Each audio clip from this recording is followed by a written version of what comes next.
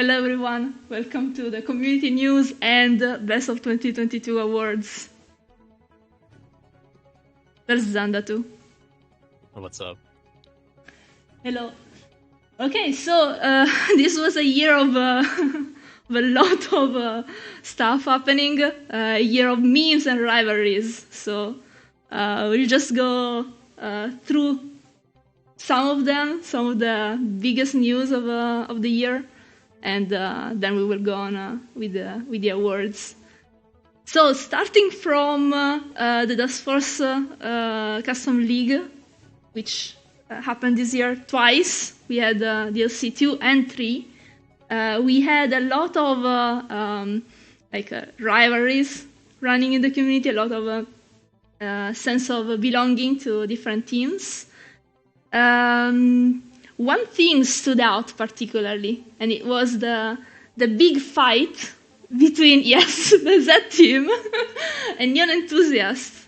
Now, there's an update for that, because we need to... Okay, let's give a little bit of backstory.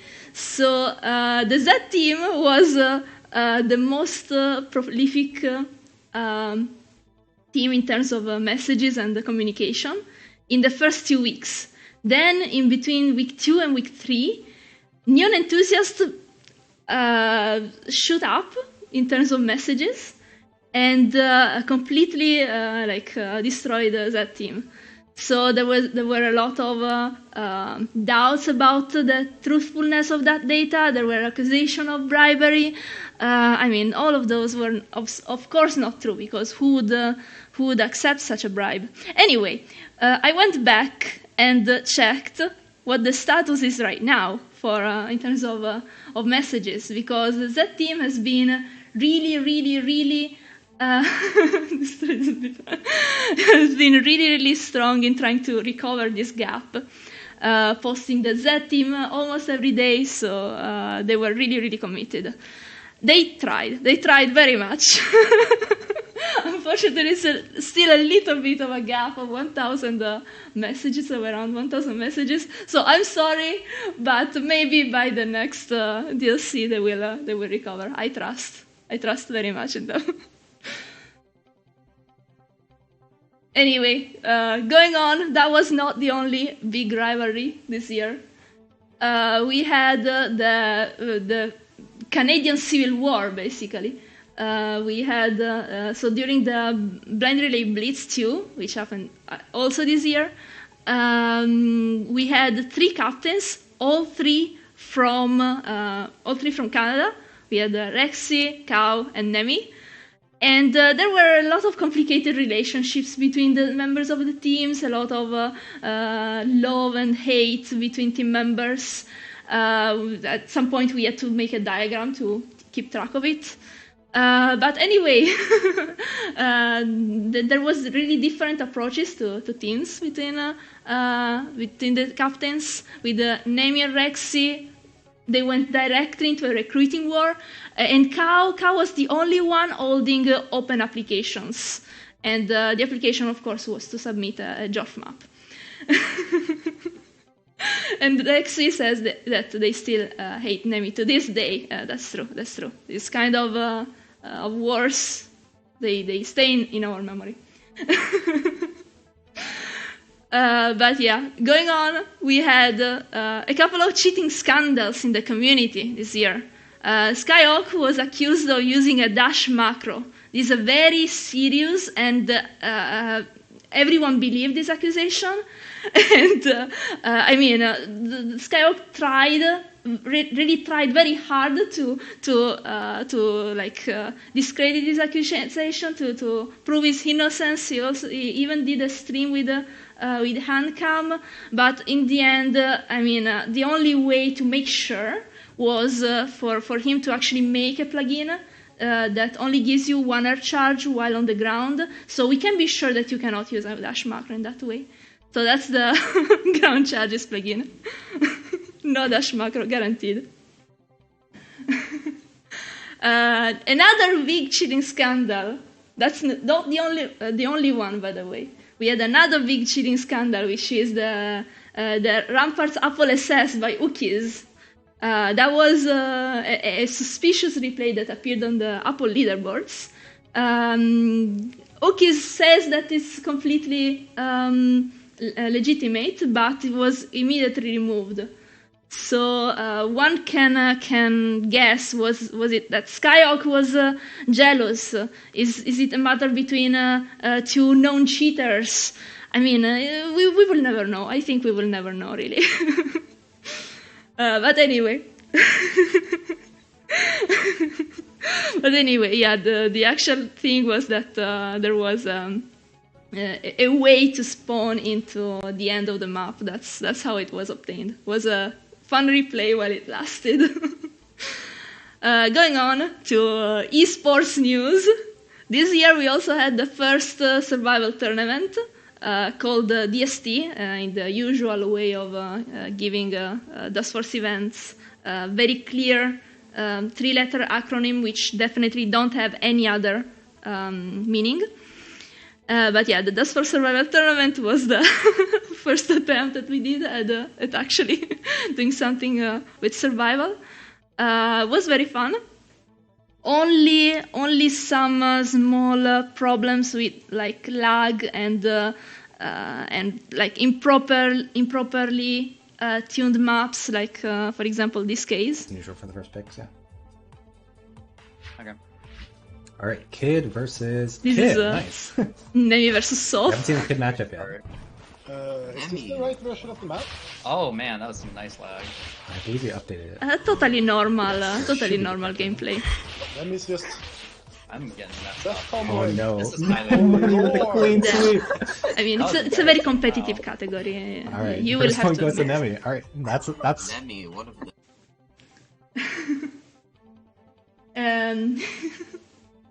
Yes. So the next events that we had, the other events that we had are the custom map race, which was a very good, very nice event this year. Fish, of course, won. Also, 100% silver difficulty, especially the last few levels, especially the level with no end flag. That was really like the cherry on top of the of the event.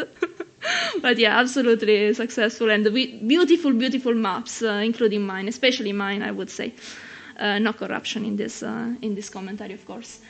The other events that we had were the custom map jumps. We had 2 custom map jumps. The first one with teams with the wave teams, the waves team, and the second one where we all made the Cyber Complex 4. Was a collab map which we collated together into a very high quality 18 minutes, 17 minutes long map, which is definitely following in the footsteps of the other CC maps, definitely. We had also some big innovations in scripts and gameplay. This year we had the Chaos script, the Laser script, which shoots lasers instead of attacks. We finally have, in 2022, we finally are able to play Dustforce in 3D. A big update, finally, thanks to JDude. And lastly, we also have the Infinite mode of the Dustforce Inc. I did not say anything about Chaos script because we have a clip of what the Chaos plugin experience is like. Oh, not no friction now. Do I have super? So the Chaos Please. plugin randomizes every few seconds. No! Everything, basically physics and player modes and so on. So yeah, those things happen. What is that timing? So next big news in terms of Dustforce leaderboards and stuff was the new addition of the multiplayer leaderboards. Definitely a very competitive and important category. there were a few people trying to optimize it, Ukis and Duck in particular, and then there was some fun to be had. This is a typical multiplayer experience. All right. Okay, with somebody 3 people grab it waiting at the now. beginning. No, With just no, one no. job. Get that done. Oh man. But yeah, those things happen. It's multiplayer. But yeah, other than that, we also have a new leaderboard, very serious. It's the memes leaderboard. If you do a run, and if it's funny, and if you think that other people should also look at it and find it funny, we have a new leaderboard where everything is accepted. And we did think of a few new categories. Some of them are like jukebox percent, where you play all songs in the game, any percent, of course.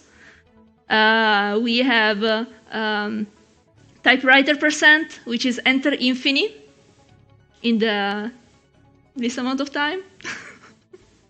So basically, just go and write the code to enter infiny.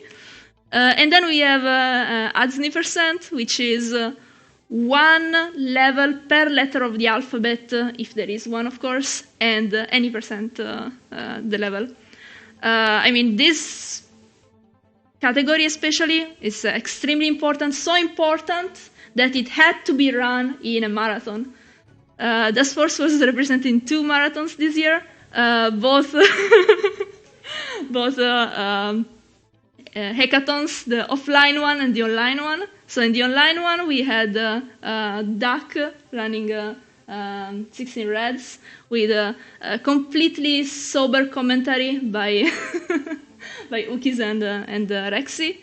And then at Hackathon offline in Cologne, there was, I did the run in Cologne in October for ADSNI percent. Totally, not because they wanted also something a bit quicker than a full run. Okay, next news, next very, very important news. 2022 was also the year where IBAMs learned scripting, and that resulted in some beautiful, beautiful, beautiful sorting maps on the Atlas. And the experience is just Wait. this one. Just run like hundreds of them and hope that one of them works. Oh, hey, did I miss anything? I mean, it worked Hopefully, I'm not coming into our decently reliably. Oh my fucking god! But yeah, we had the BOGO sorts maps, so BOGO easy version, BOGO difficult, which unfortunately crashed for some people after days of letting it run. And then the actual sorting maps with all the various algorithms and competitive sorting. So I mean, this was really the year of the sorting maps. Last thing, we have some health issues to report on the Atlas. There were a lot of people with memory problems, unfortunately. People really try to redo maps from memory, but sometimes you don't exactly remember well, and sometimes you end up with you try very hard to remember parapets, and then you end up in Yotta or in Milkshake. But yeah, we had a lot of stock maps from memory, and also we had sometimes some hearing problems. Because people hear construction site, do a construction site map, but then you miss here and you make a instruction site or an instruction site or an insurrection site. So this was the year of the of the stock map remixes. Finally, this is my fault because I should have prepared. I wanted to show the movies that we had this year, because this year we had really, really good movies done by JDude and Rexy. And they should really be nominated, not to the Dust Force Award, but to the Oscars for how good they are. But yeah, they were mostly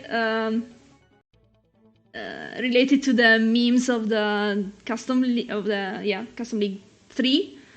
So again, a little bit of a team rivalry between that team and Neon Enthusiast, but it was very, very high quality. So they get the award, both of them, for best movie. The Z team. Okay, and now I give the word to my co-host for the esports news. Hello, everyone. I do have the esports segment, some competitive news for the year. So we asked on the community awards some stuff like, who's the duster of the year? What's 2022 the year of? Well, there's a decent argument for it being the year of Fishy in terms of competition, at least. Why I say that is because Fishy's #1 overall again, so good for Fishy. He also just dominated the year in events.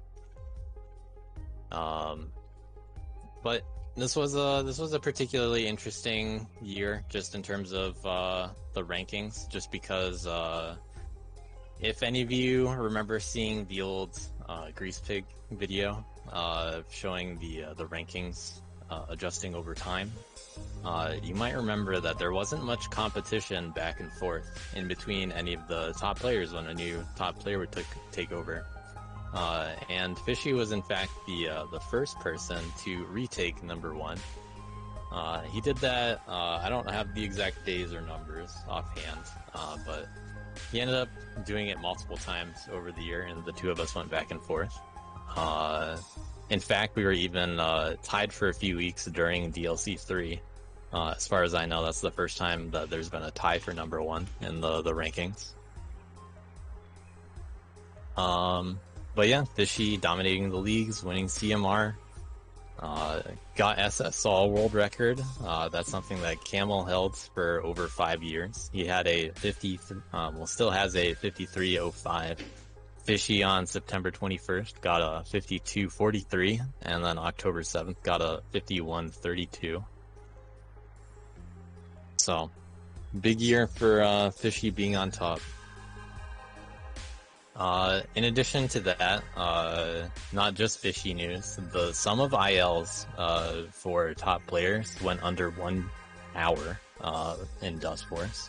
So if you add up all of the world records, all 150 of the world records, I was the first player to do that in June, and Fishy followed later in the year, don't know exactly when, but has since also now taken the sum of ILs, which I held for a little bit longer than I held the overall rankings #1. In general, I had until then just had the sum of ILs, best times overall, not the best rankings. But now Fishy is the first ever to hold 4 impressive feats, which is the IL ranking. He has the sum of ILs, the times, not any percent, but just how much they add up to time wise. He has the SSL world record and the any percent all world record. So that's something that I'm pretty sure no one has ever done, and it definitely is a GOAT potential, if you know what I mean. Should change his name to Goaty. Well, that's enough Fishy talk. There are a lot of other world records that happened this year. Fishy did get several, but we're gonna show off some world records, some noteworthy replays, a couple task replays too, just to show off what happened during the year. So we're ready when you're able to show that, Mibeta. Alright. So the first noteworthy record that happened, you might recognize from the 10th anniversary. Giga, it happens to be one of well, this is actually now the largest gap in terms of overall time in between first and second place. Used to be Yada, but spoilers, Fishy got a Yada world record. We'll show that later. Most of the other maps on this list, though, and the next section of maps are going to be some shorter ones. There were some task advancements. There were some people trying out task strategies. This next one's, getting into the quick ones. It's car park any percent. Fishy's the first person to do the one heavy in car park any percent. So you'll see how that works out. This ended up getting tied by me, frame tied, later in the year. The next one is the first task thing, and the biggest task improvement of the year, the first real new tech for a while. We've discovered left droofing, and this is now probably one of my favorite task replays, because this does not look like server room any percent. And I think we should show that twice, because it's so unexpected. But yeah, server room any percent now has a very specific task strategy in it that I won't go into too much detail how it works, but I mean that's a task for a reason. It's a left roof. There's a reason why left roofs are hard to get. Next we have apartments any percent. This is taking the world record away from Girl, and also beating one of the oldest standing records at the time. Worth was very close, but Worth finally got put over the edge. Thanks to apartments any percent. That was by me.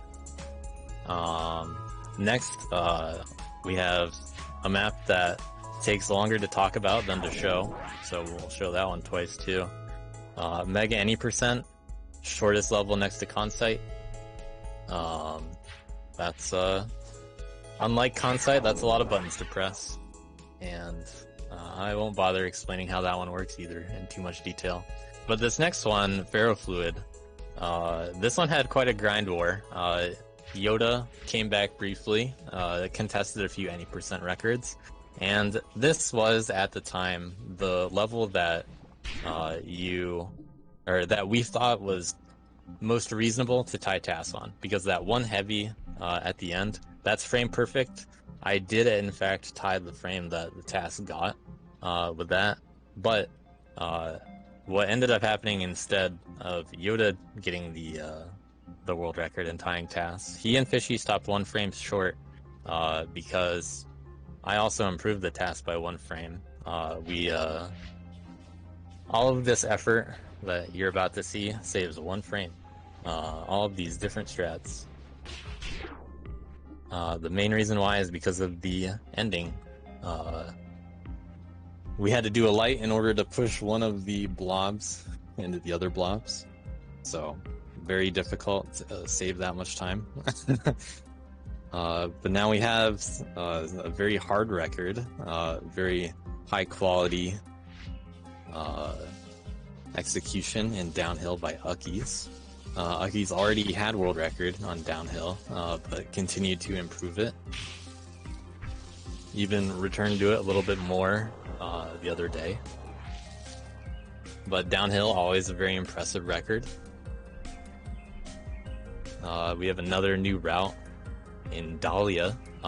This one it comes from Arbitrary Asian, who came up with the route. Very difficult to execute. This is one of the hardest routes that I've done, probably. You know, it's up there. And in terms of impressive replays and frame grinds, we have Beginner Tutorial. Or not frame grinds, but like grind wars. We had a few people decide to play Beginner Tutorial around the same time, but Fishy decided to really display dominance here by taking a roughly 1 second world record over everybody. Uckies ended up getting a little close the other day also. Has been playing this year. But doesn't detract from this being a very sizable world record, very good quality all around. Trying some new strats. It's a tough boost to get in the top right. We have a few levels with new endings. Alleyway has a task improvement for the first time in several years. This is the first time the route has had any difference here, just because of the ending in any percent. You know, finally being able to skip a couple heavies in the top right. We have rooftops. This is the first run that's gone over the top at the ending. And the reason why this works the way it does is because of the cycles yet again. So this one, this didn't previously work out until we figured out this boost. And that helps set up going over the top, and also that leads into a different cycle at the end. You know, you're just fast enough on the cycle in order to hit those left side heavies. Ramparts.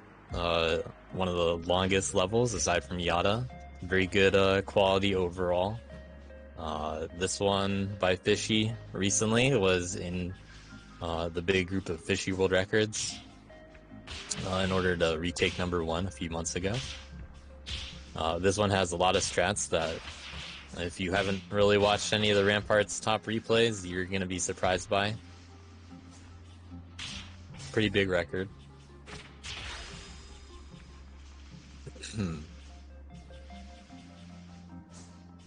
I get a little of a breather by watching Ramparts.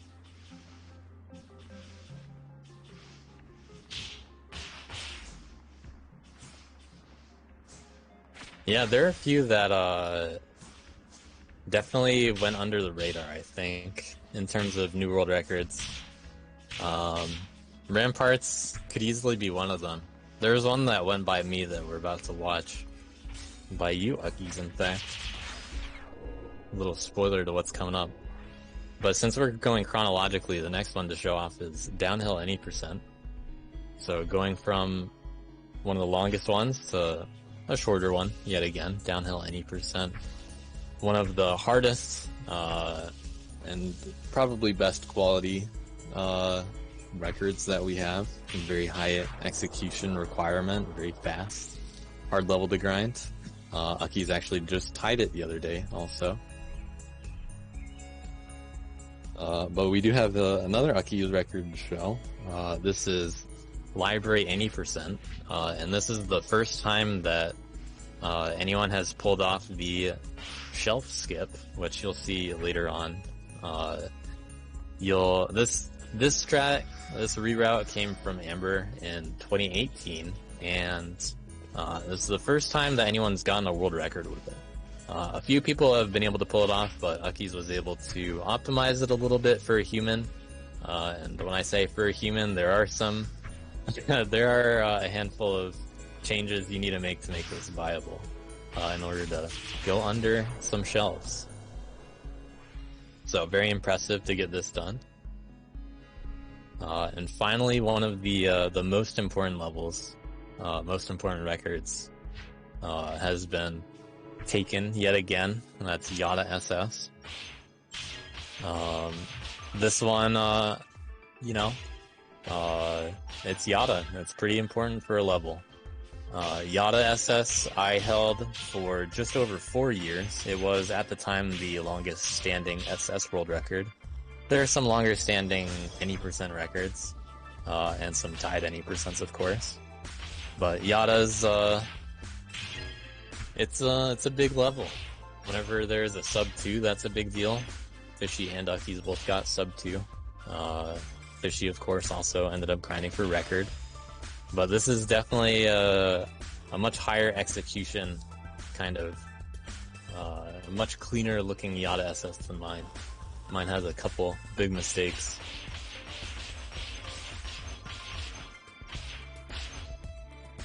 But I'm sure that people aren't done with Yada. Yada will be one of those records that I think will always be able to be beaten because it's so long. You know, it's going to get harder and harder, but it's Yada. People are going to want to play it.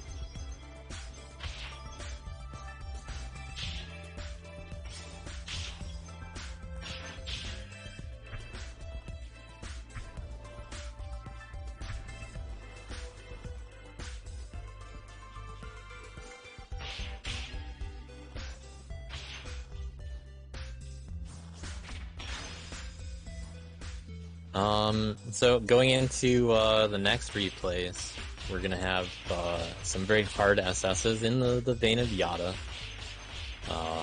We just watched a bunch of world records. We're gonna watch some more world records, but in some really hard levels. Especially with one extra light in the ending of the climb. The worst mistake in the run, and barely loses any time. A very good 153. So there are a few very hard levels that got SS for the first time during 2022. Thanks to Nighthawk and Uckies and Cow and Skyhawk and other people. We've taken names off the list of what's the spreadsheet? The Atlas Most Wanted. The first one of these is Acanthopus. I think that's how you say it. By Nighthawk. Whenever that shows up. There it is. So very detailed, very crazy map, yes. Ucky's claiming right now it's the hardest map to be SS'd ever. It very well may be, but we do have a few other replays to show. Some I won't be showing, because, well, they're either so long, or so much apple juggling, that, you know, you kind of get the idea. For example, Sacred, there are 8 versions of it, I think, on Atlas, that are all hidden, and all have several apple juggling minutes worth of gameplay. That was SS'd by Cow. We have another Dustforce DX hidden version replay out there by Skyhawk.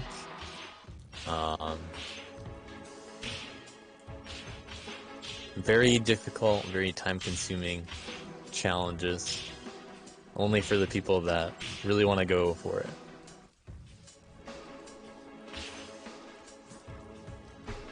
We have a little spike stand. A few concessions were made in making this more feasible to SS, not following the exact intended route. Right there you can see it was probably intended to get the boost and barely keep combo, but it's slightly easier to do it this way.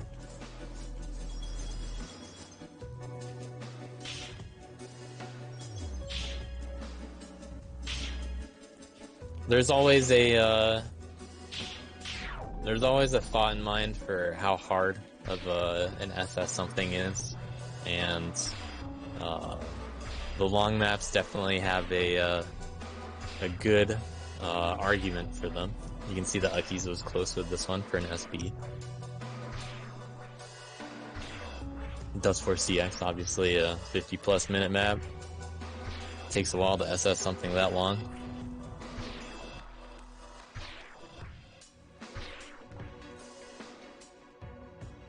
Yeah, you can just keep going. It's long enough where I'm not going to introduce it.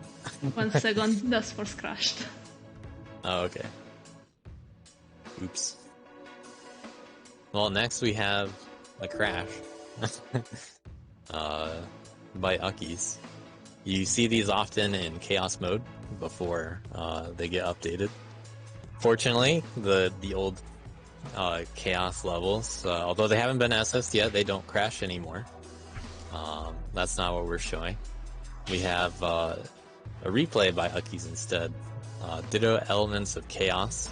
This was released a while ago, and now finally has an SS.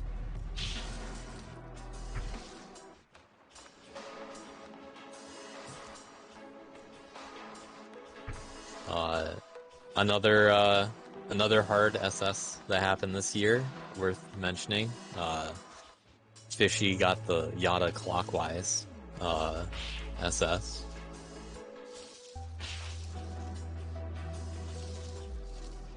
Yeah, this was a big year for people like Skyhawk and Uckies, playing some hard levels, especially the second half of the year. Maybe we need to have a hard category in the next league. You guys want some hard maps to play? Maybe not this hard.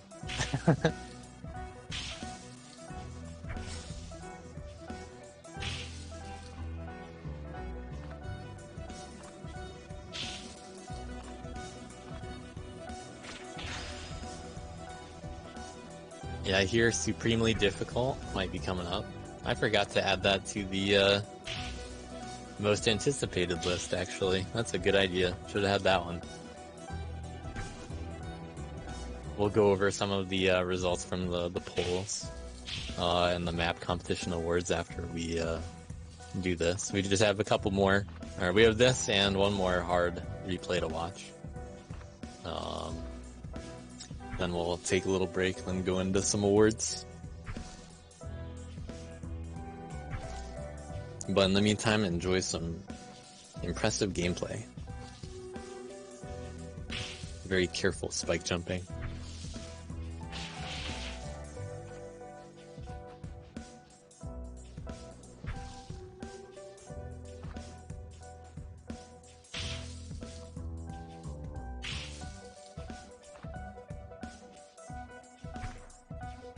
Luckies, do you want an impromptu interview? You do technically have the ability to join the channel real quick and talk about this.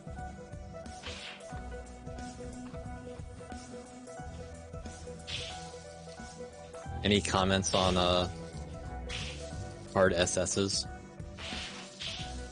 Can't right now? Oh, too bad. We're not that high production quality.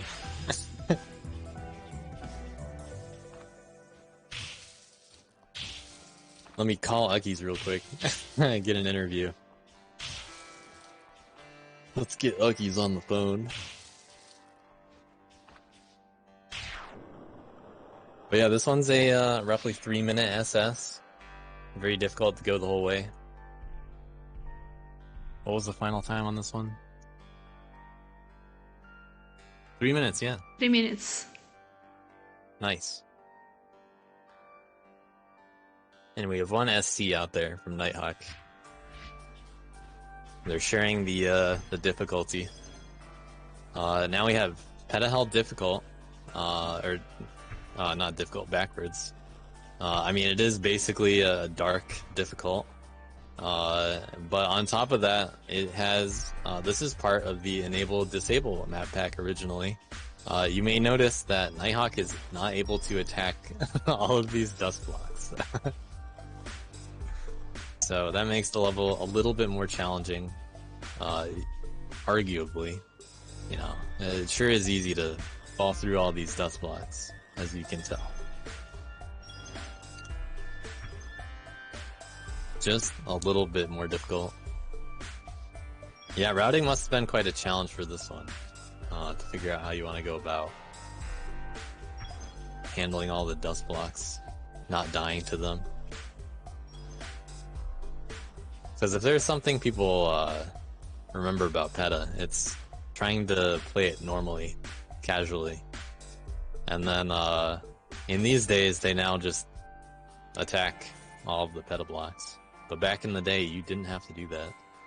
Or not even that you didn't have to do that, you didn't think about it. There are people out there that SS PETA for the first time that don't know about attacking dust blocks. That's all the hard replays. Is there anything else?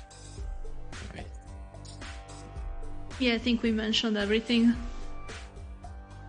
All right. Well, we'll talk about the map packs and events a little bit more coming up in the awards. But the only other noteworthy thing that happened this year, just a reminder, all of those new map packs and events, those are all in the Community Nexus. You can go to the event gallery, check them out, go to the Nexus gallery, you can check out the new map packs. We have all of that stuff, so go check those out. We're gonna take a quick break and talk about some awards. We have the community awards and then the map competition awards that we'll do. Okay, taking a quick break.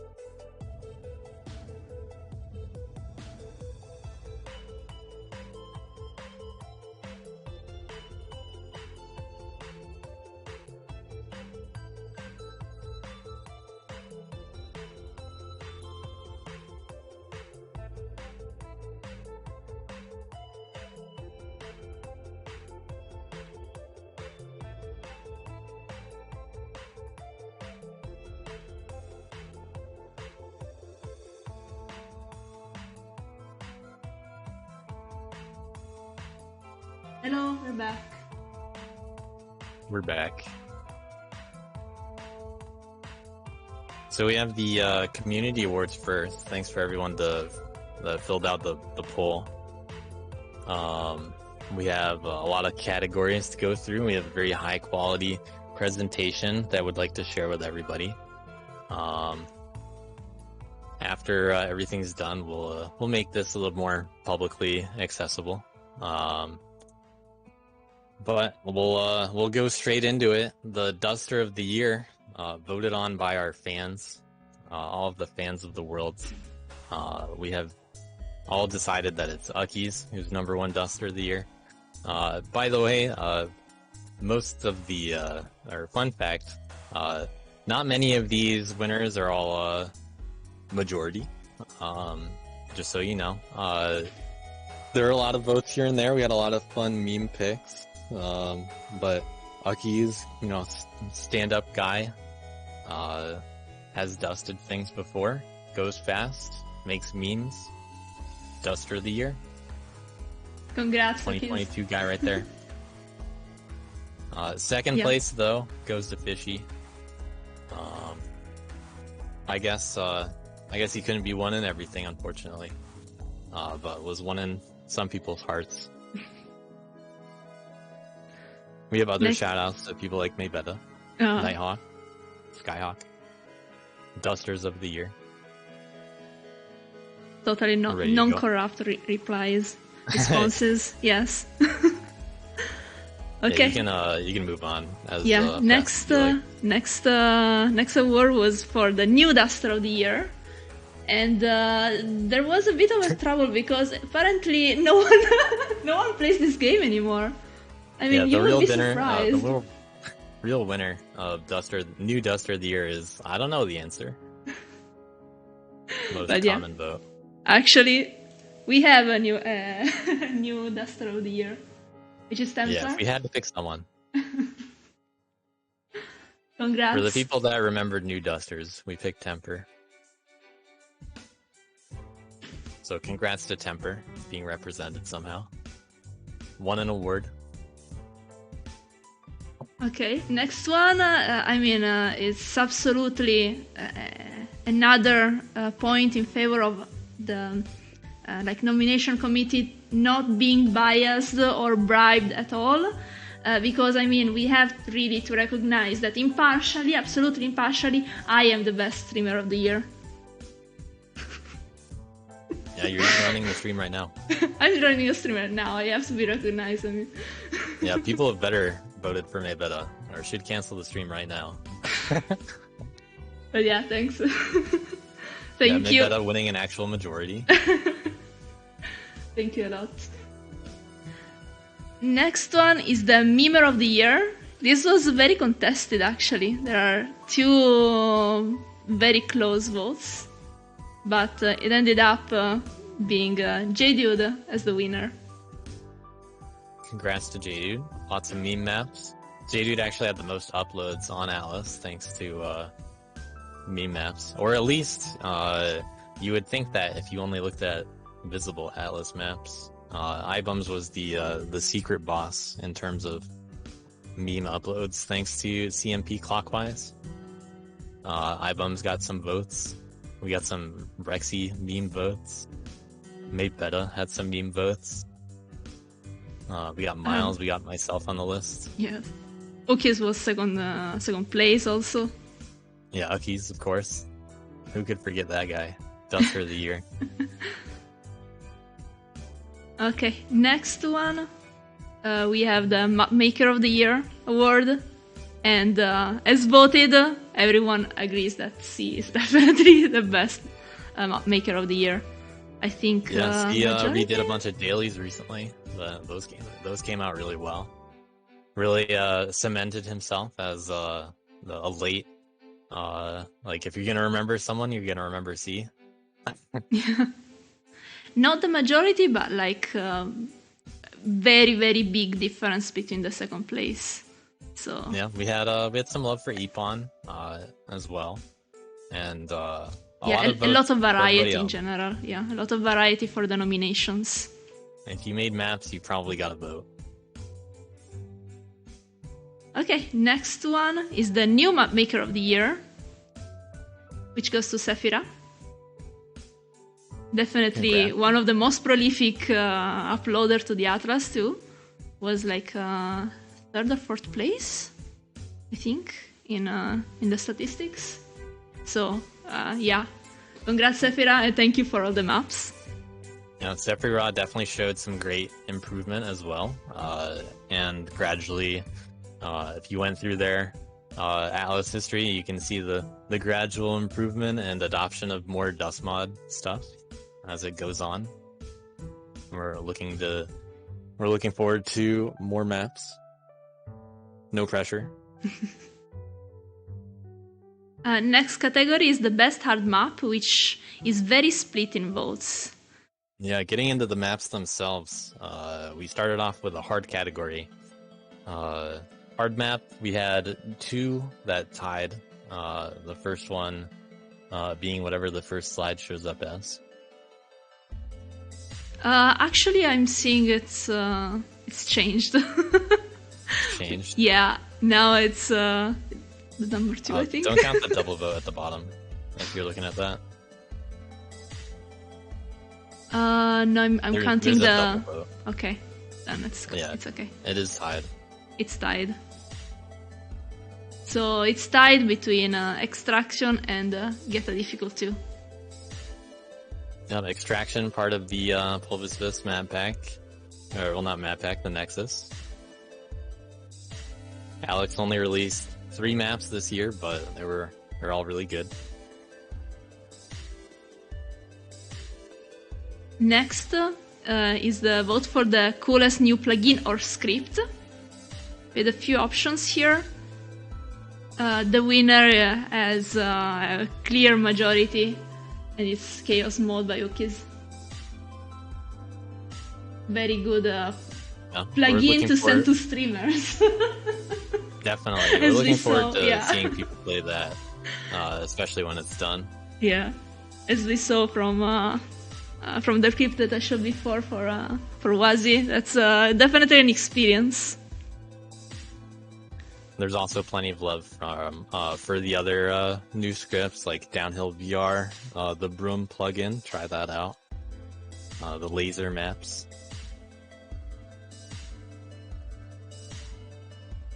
The next vote was for best map of the year from the map pack, from the best of 2022 map pack, as voted by Yeah. the community.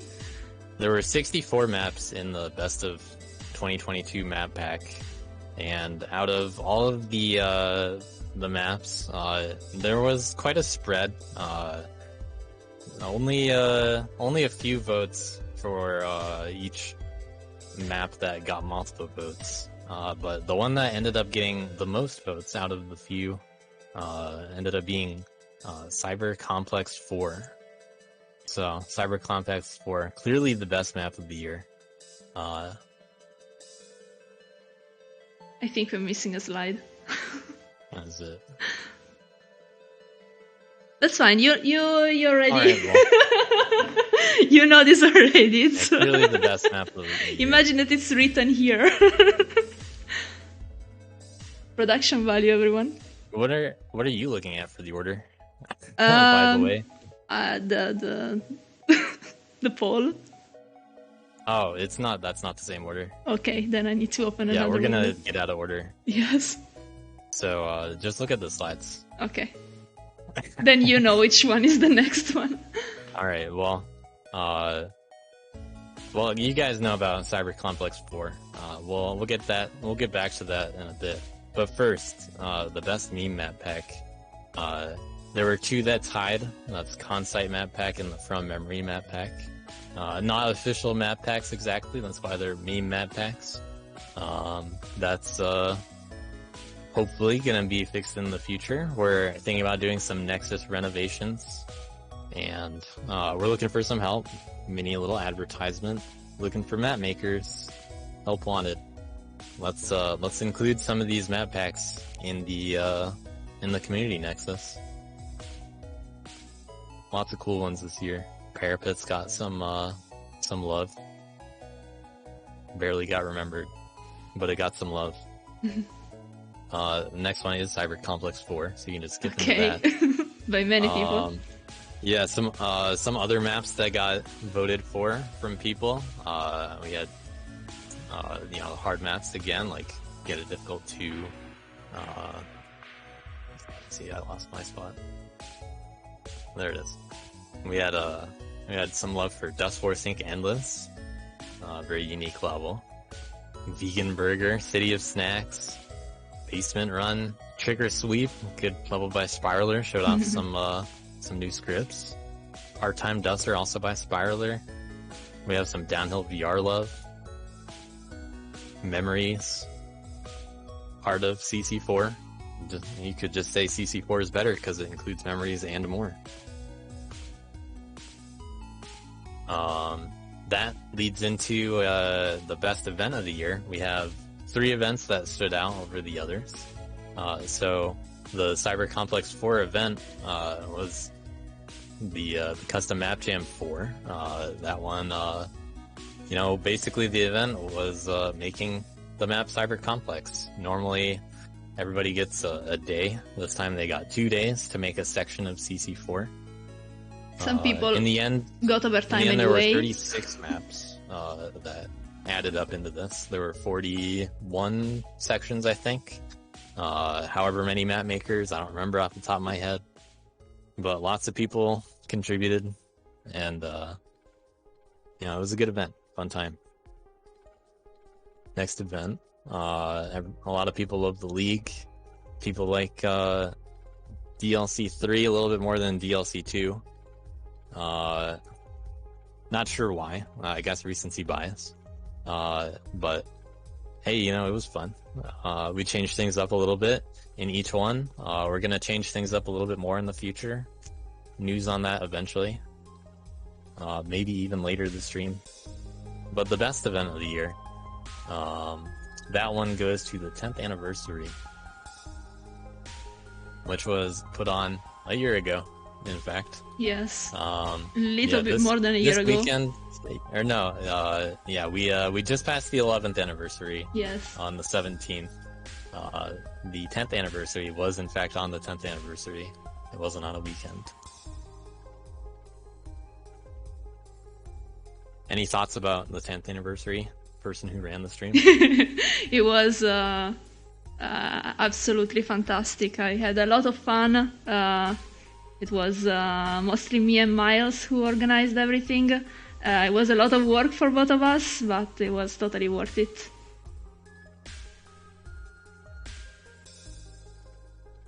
All right. Well, a bit of a spin away from best event.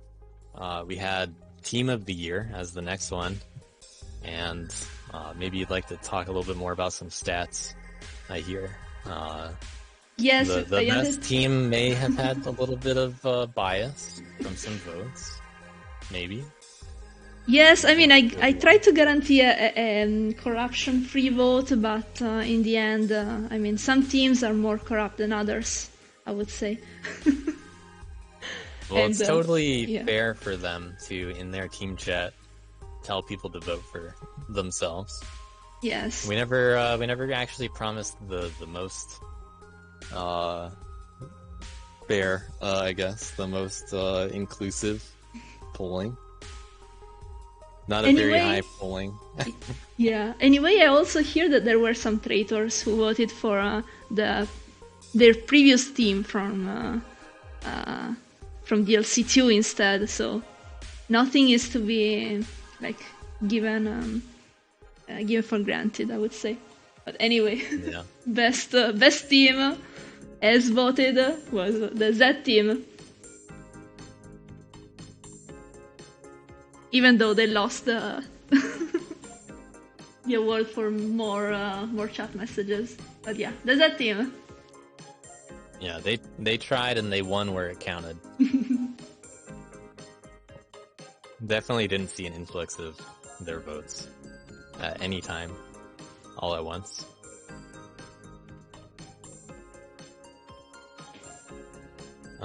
Next we have the winners for best clips. So we'll just check those out again. We saw a couple maybe already. Yes. Hopefully people got to vote on all of the clips and check them out when they did. We'll show off some of them. Yeah, so the winner is a Chaos Forest clip by Wazi. We already watched that, so I thought maybe we should not watch it again. But yeah, it's the Chaos Forest reaction. Congrats, Wazi. And congrats, Ukis, I would say. The next one is Confused Plop, because apparently the existence of a Melee DLC was something that was really unexpected. We can watch this one. DLC? Ad clip. This guy have Melee DLC?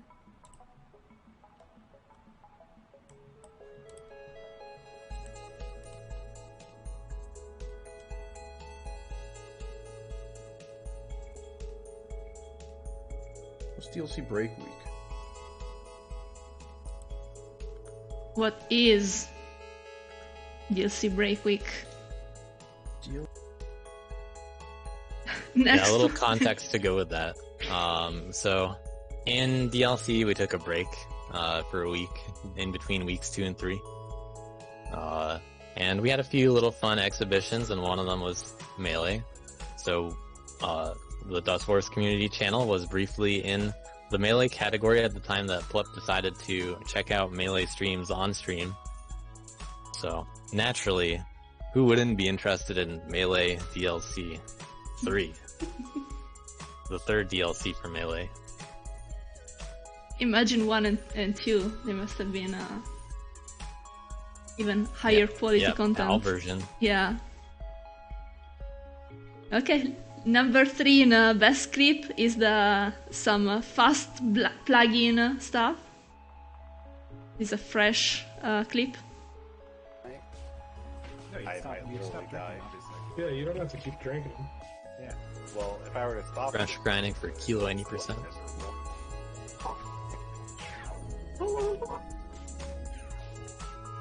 All skill, of course. Yeah, gets the Jorf on the corner and then clutches it. Okay. Unfortunately, I had to skip to the next one. Alright. Yeah. We got some most anticipated stuff. Everybody's waiting for a stream from Arb. Every year it seems like he has one stream attempting Yada SS for a little bit. So we're waiting for the next one. Yes. Whether it's Arbitrary successful or ism. not. That usually pops up once a year. Some other most anticipated ones. We had 3 worth mentioning. What one's next? Cyber Complex 5. Yes. Yeah, always a reliable gameplay, I guess. Everybody knows what to expect from that. And that's definitely why it's anticipated. It will be even better than Cyber Complex 4, I hear. Yeah, who knows what it'll be like. Next most anticipated one is Dark Force. Actually, it's ex aequo here between Dark Force and I don't know, wasn't there another one? The next one's just any other event. So, Okay. Yeah, any other event. Okay. Yeah. We really anticipate everything. Yeah, Oh, yeah, don't Dark look Force. ahead at all coming up.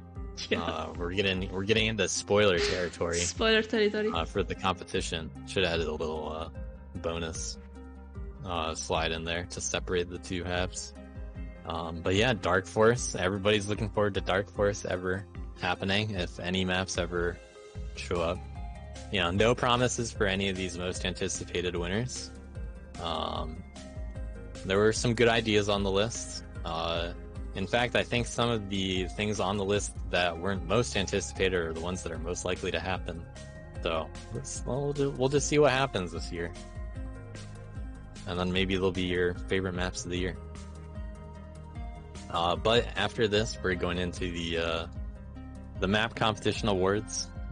Some judges will pop in occasionally, hopefully. You can skip to the next slide, the best event map.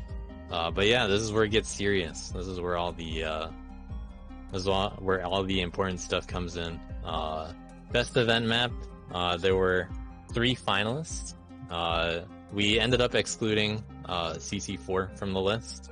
It seemed a little bit unfair in some respects, being an event that was basically designed to make the map. So it was a little controversial in that respect. We'll just give it an honorable mention, and then talk about the other event maps instead. So yeah, we had Weapons Facility by Alex, known for shooting the lasers. That one has a cool little mechanic with how the laser affects your momentum as well, so definitely check that out. It's in the map pack. I think all of the finalists, I'd have to double check. I didn't verify this, but I think all of the nominees, all the finalists for each thing are in the map pack, other than the meme award. But don't worry about that. Dustforce Inc., of course, the WarioWare-like map by Zyke, made for BRB2. That was definitely a memorable part of that event. People raced. People didn't actually race in that event. What they did was they tried it out for about 5 minutes, and then they got one attempt at the map, and whoever went the farthest won. But of course, now the map is an endless map. You can just play it for as long as you like or are capable of. We have Part-Time Duster from Spiraler, known scripter. Now has worked in mini golf with tires into the world of Dustforce. So if you enjoy watching a tire bounce around, but not always in the direction that you want, classic Dustforce tires with a little bit different physics, that's definitely a good map to check out.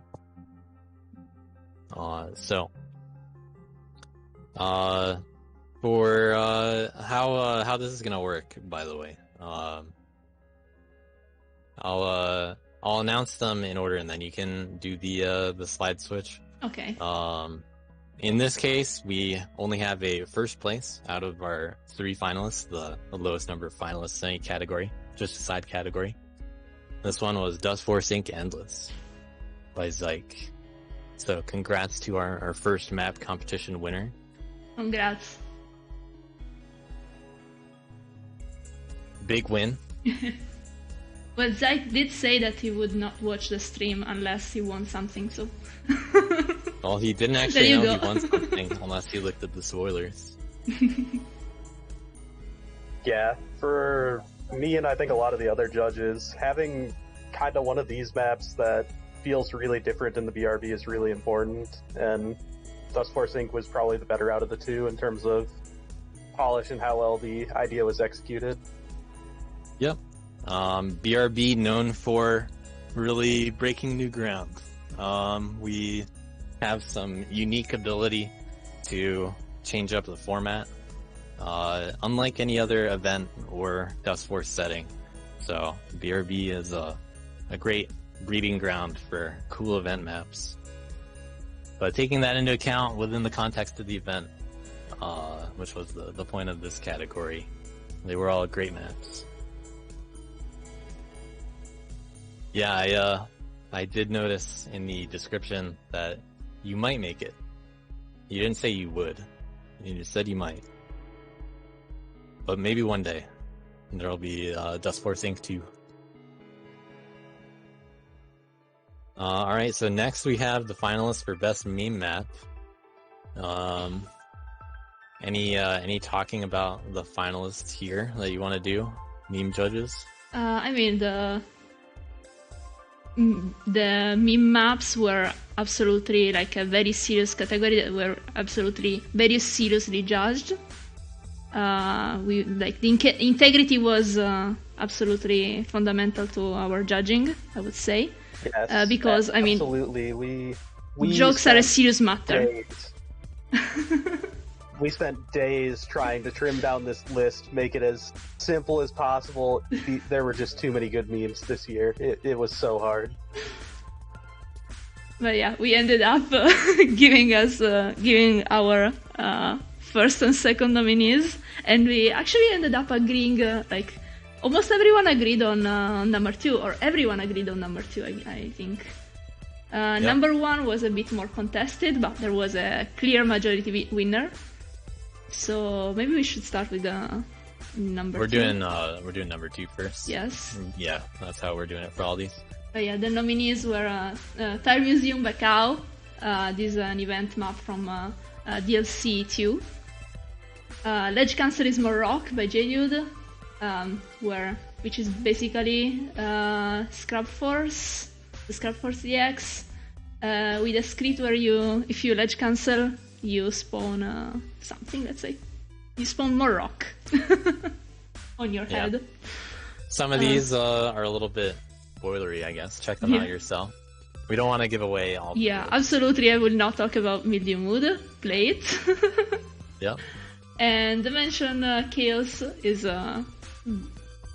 what you saw in the clip, but with mention and a more refined version of the script, which is slightly easier to get as completion on because of less bugs or less intended behaviors, depending on the intent.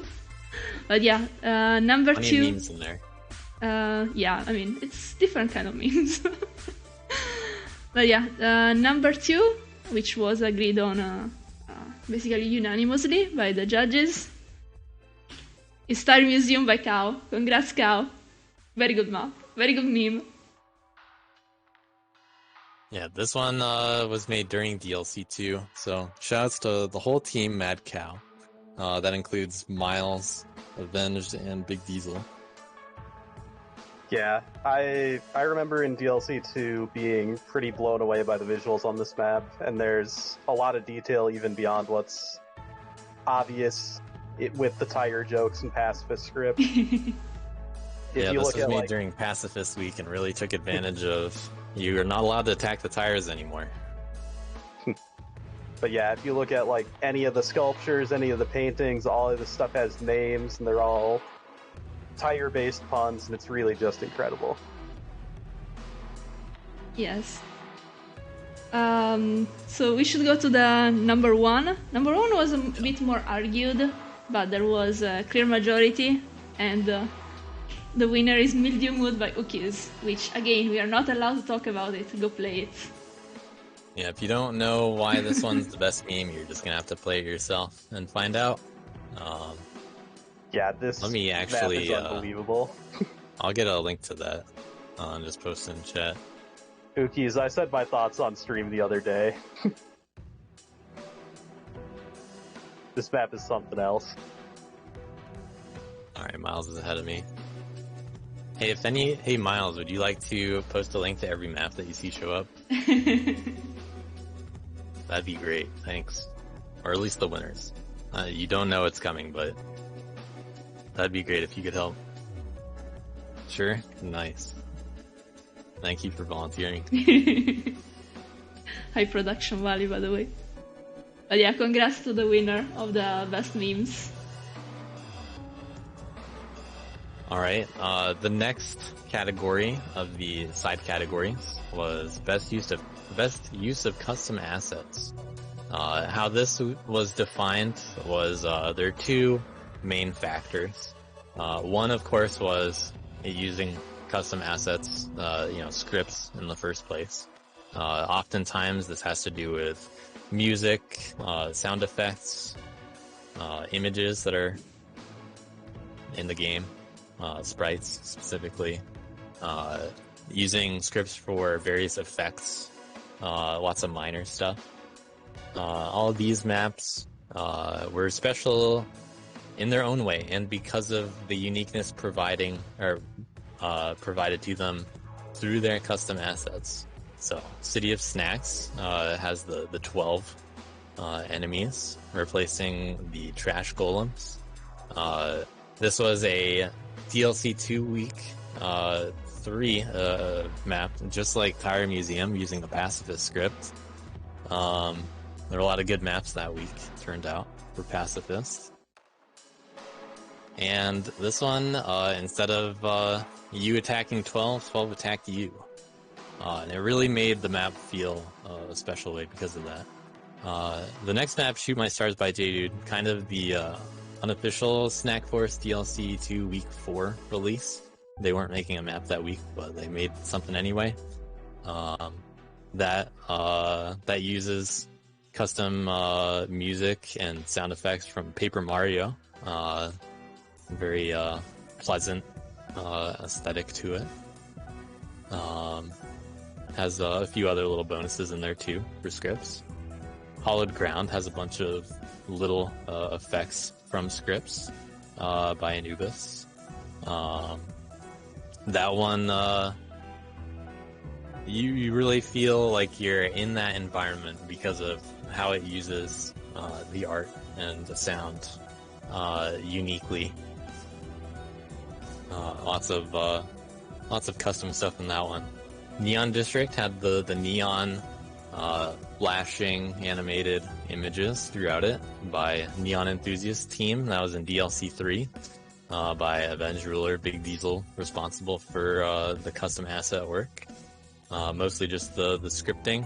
Here it's not actually custom because they're all actually Dust Force assets. But you know that doesn't stop it from being a good use of such assets. Yeah. Court. Yeah, you can talk about it. That was sort of an interesting discussion we had. We were like, this is getting a lot of attention in terms of like custom assets. Does it really count as a custom asset if technically we're not like uploading anything into the game that isn't already there? We sort of figured kind of counts because there's a ton of script work going on to make those existing sprites look different. But I think it is like an interesting conversation you could have. So if you think this is like not really custom to begin with, then that's probably a valid opinion. Well, it counted and they made it as a finalist, so... Yeah, true. If you think it's valid, that it should be excluded, well, we're ignoring your opinion. Okay, fair. We have Court Record Store by Maybetta. Anything you'd like to say about that, Maybetta? A surprise nomination? Yes, I stole all the music. You stole all the music. Alright, you heard it here. Cork Record Store has custom music in it and uses it quite well. Has little sound clips of all of the records that you can play throughout the store. Good use of those scripts. And then representative of the Afterglow Nexus by Epon is Dotk, however you want to pronounce it. Epon known for naming custom maps very well. Easily pronounceable. That has a bunch of script usage in order to improve the aesthetics there. In particularly, the ones that stand out would be the music choice made by Epon. You have to stay in the level a little bit to hear the whole music, but really adds a lot. And then the texture in the background really adds a lot to the aesthetic. Makes it really feel like that surreal forest that it tries to imply in the background. I thought that background effect was pretty cool. Yeah, definitely one of the most detailed use of scripts in order to improve aesthetics across the board in that message. And I really want to give a shout out to this map. Play this map and stay in it for like a solid 5 minutes and hear the entire track if you haven't. There's like somewhere like 2 minutes in that the track really takes off and it's just unbelievable. Alright, well we have a top 2 for all of the remaining categories. Except the final one, that's top 3. So in second place, we have Hollowed Ground by Anubis. So congrats to Anubis. Second best use of custom assets. Yeah, this map has... In my eyes, this map is really annoying to play because of the darkness, but I cannot argue with its use of custom assets. This map, the more I looked into it, the more it kind of blew me away. how it used everything and doubled down on everything to make this the map it is. Yeah, it's got bats, it's got ghost sound effects, it's got other cool stuff in it. The seeing around you, it's a bit atmospheric, but it making it a little bit harder to play probably is what bumped it down to 2 instead of our number 1 winner, which is City of Snacks by JDude and Snack Force Gang. And I expect to see some Snack Force emotes. Shoutouts to 12. Yeah, this was a pretty interesting choice because it was originally made for a DLC, which aren't always known for having high quality maps, but this one really turned out great. I think personally I was most impressed by the 12 enemies because this was the pacifist week. You kind of get around one of the occasional issues of using custom enemy and entity sprites, where it's like, well, how do you handle when it gets hit? How do you handle when it dies? And it's like, well, we don't have to worry about any of that because that doesn't happen in this map. But overall, the custom entities were just really well done, and the music helps too. That was like a little cherry on top. Yeah, it really adds a lot to the feeling of the map. A good amount of polish in the map overall, and then you have the enemies that really sell how you're supposed to feel about playing the level for the first time. Quite a difficult map to SS because you're not allowed to attack the enemies, but players in DLC 2 had a whole week to deal with it, so they had their share of excitement. If you haven't played these maps, go play them. I had to get past my trauma from that week to be able to appreciate it for the custom stuff. I had to separate it. Actually, I was relatable. No, it's not just the week. It was a struggle. If you folks don't know, try playing Low Direction on this map. It's really fun. No, don't. We swear, it's a very enjoyable experience. Yeah, these two were on the team that decided to make gimmicks their main aspect of DLC 2, and it has forever changed their opinion of DLC. It was a horrible, horrible decision. In almost every week we did it. Some weeks were fun. This week was a rough one. All shall fall Low Direction. Low percent. Oh. Against Nighthawk of all people. We really chose. Honestly, nothing was as bad as the first week where it was out. But we're getting off track to topic. Let's go to the next category. Congrats to both the winners here and all the finalists. Yeah, so we're getting into the main categories. The secondary categories are coming first. So this is actually where we start to get some prize money. We had over $300 raised thanks to the Abrupt Showcase that happened. And for all of the following categories, top 2 are getting a little bit of money. It's a little bit spread out because there are a handful of categories. And I'll release the full details whenever I make a winner announcement post. So that'll be later today. But yeah, the first category is most innovative, and in this category we really wanted to celebrate the ideas. So these are the maps that really stood out in terms of uniqueness across the board.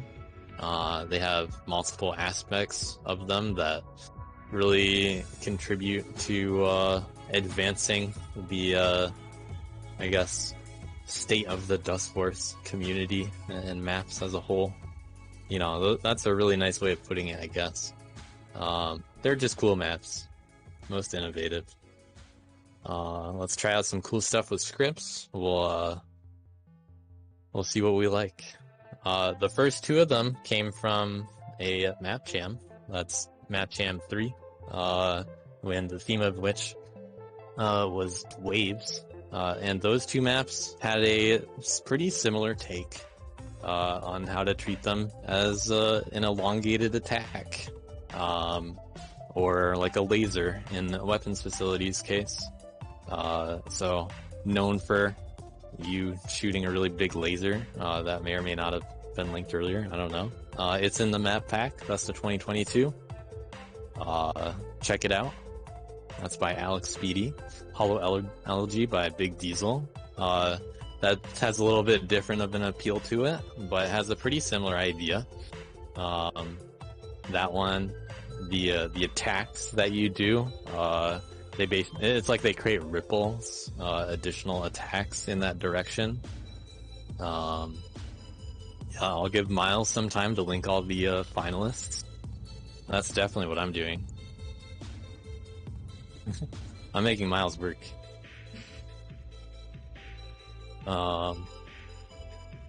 Big Diesel, you want to say anything about Holology? No, I mean, I'm honored that it was chosen as a finalist. It was a really fun project to work on. Oh, just honored. Just honored. No, I don't know. Okay. I guess I'm just Cool. really happy that people liked it.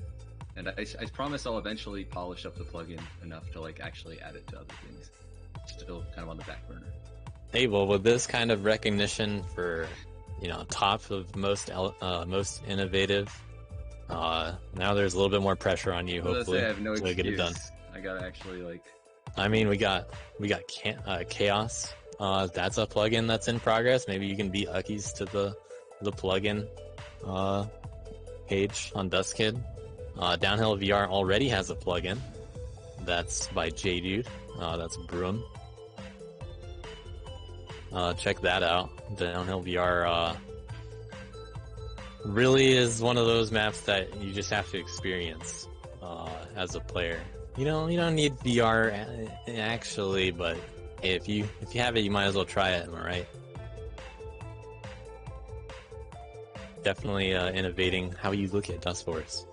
And then finally in the middle we have Dustforce Inc. Endless again by Zyke. Memorable in BRB, but memorable overall. It's got some cool ideas. It changes how you play the game. Alright, so for second place, most innovative, that goes to the Mansion Chaos Beta V2 by Uckies. So congrats to Chaos Mode. Big number 2. Very fun to watch the Chaos streams. So we're looking forward to Beta V3 whenever that happens for the city, and then whatever happens after that. Yeah, for me, this is one of the bigger surprises of the year, was seeing this plugin. This is an absolutely crazy script that Yuki's has made, and I'm interested to see how it develops over the next year. Yeah, there's still quite a bit difficult of levels to play, just because they are arguably too chaotic. It's in the title, so you know what you're getting into. Whether it's too chaotic, though, that's a different factor. But there's a lot of fun to be had. If you're gonna play it, you might as well stream it. And then try to go for the S complete. Because I don't think you're gonna get an S finesse. And if you do, that'll be a big achievement. Or cheating. And then, what's that? Or cheating, because I think that the RNG can be manipulated. Oh yeah? Yeah. Well, I'm sure Uckies knows all about that. Yeah, I think Cow was trying to make it work, but it's like you have to make every RNG decision work for the next segment over a very long map. So it's definitely a challenge. I was gonna say, even with set RNG, it's still like an 8-minute map would be pretty hard regardless. Longer than that. So for best overall, or best innovative, the number one most innovative, let's check out the winner. It's Dustforce Inc. Endless by Zyke. So, the two-peat wins one side category, wins one main category. Congrats to Zyke. A lot of people love checking out this map. Very fun. To try out the different ways of playing. They have random things that can happen in each of the little segments, so it adds that replay value. Recently, Uckies got a, what was it, 1 something? I don't know, it was over 100. Uckies, what was your high score? We had a couple high scores sent recently during the judging process. and now it's in the Best of 2022 map pack. Yeah, Aki's played this for quite a while. 127, Miles says. Okay. Yeah, pretty long to get that high of a score. But when you're as disciplined as someone like Aki's, you can do it. Duster of the year. If it's okay with everyone, I can give a quick overview over the judging process of the most innovative category. Since all the judges pretty much agreed with every map, I assume I can mostly speak for everyone. If you just look at the title, then most innovative would probably go to Downhill VR, since it's clearly the most different to normal Downhill, to normal Dust Force. Well, that is an opinion. That is an opinion, but we didn't just go by those two words, most innovative, but also tried to judge the map based on how playable it actually is, how well the potential of the script or whatever was used was utilized, and how well it works within the context of Dust Force. And their Downhill VR does not score quite as highly, since, for example, the enemies are invisible on the map. So instead, it ended up like a neck-and-neck race between Dust Force Inc. Endless and Dimension Chaos, which are both very playable maps, and curiously entirely different in how they are innovative. Dimension Chaos is just a stock map in principle, but the gameplay is completely different to how normal Dust Force operates, while Dust Force Inc. Endless is just standard Dust Force gameplay, but instead the map changes. And ultimately we then ended up deciding that it feels more innovative to have the map change than the gameplay change, and picked Dust Force Inc. Endless as the final winner. Yeah, that's one way to word it. Personally, what I valued when thinking about the maps and comparing each other, I valued a lot about I valued the factor of doing something in Dust Force that really makes the most of Dust Force. It can't be done anywhere but in Dust Force. And also making sure it's something that we haven't seen before. So the uniqueness of the innovation in this case, that's a big factor. But how well it works in the context of Dust Force, that's what really makes it stand out.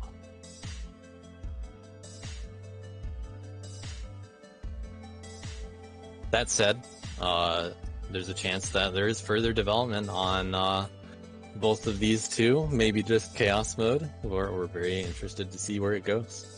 Maybe one day we will get a Dust Force Inc. follow-up. No pressure, just people love the map. Dust Force Inc. Chaos Beta V3. Alright, on to the next category, Best Gameplay. This one was a pretty tough one. We had a lot of maps to play through, and what ended up being the finalists here are the ones that reached the top of the scoring from all the judges that we had take part. I'll go through the judges later, but let me describe some of the category or the criteria that we used to judge. So for all of these remaining categories, we each had some criteria to think about when scoring these. Innovative is a little bit harder to score exactly, but all the rest are a little bit more tangible.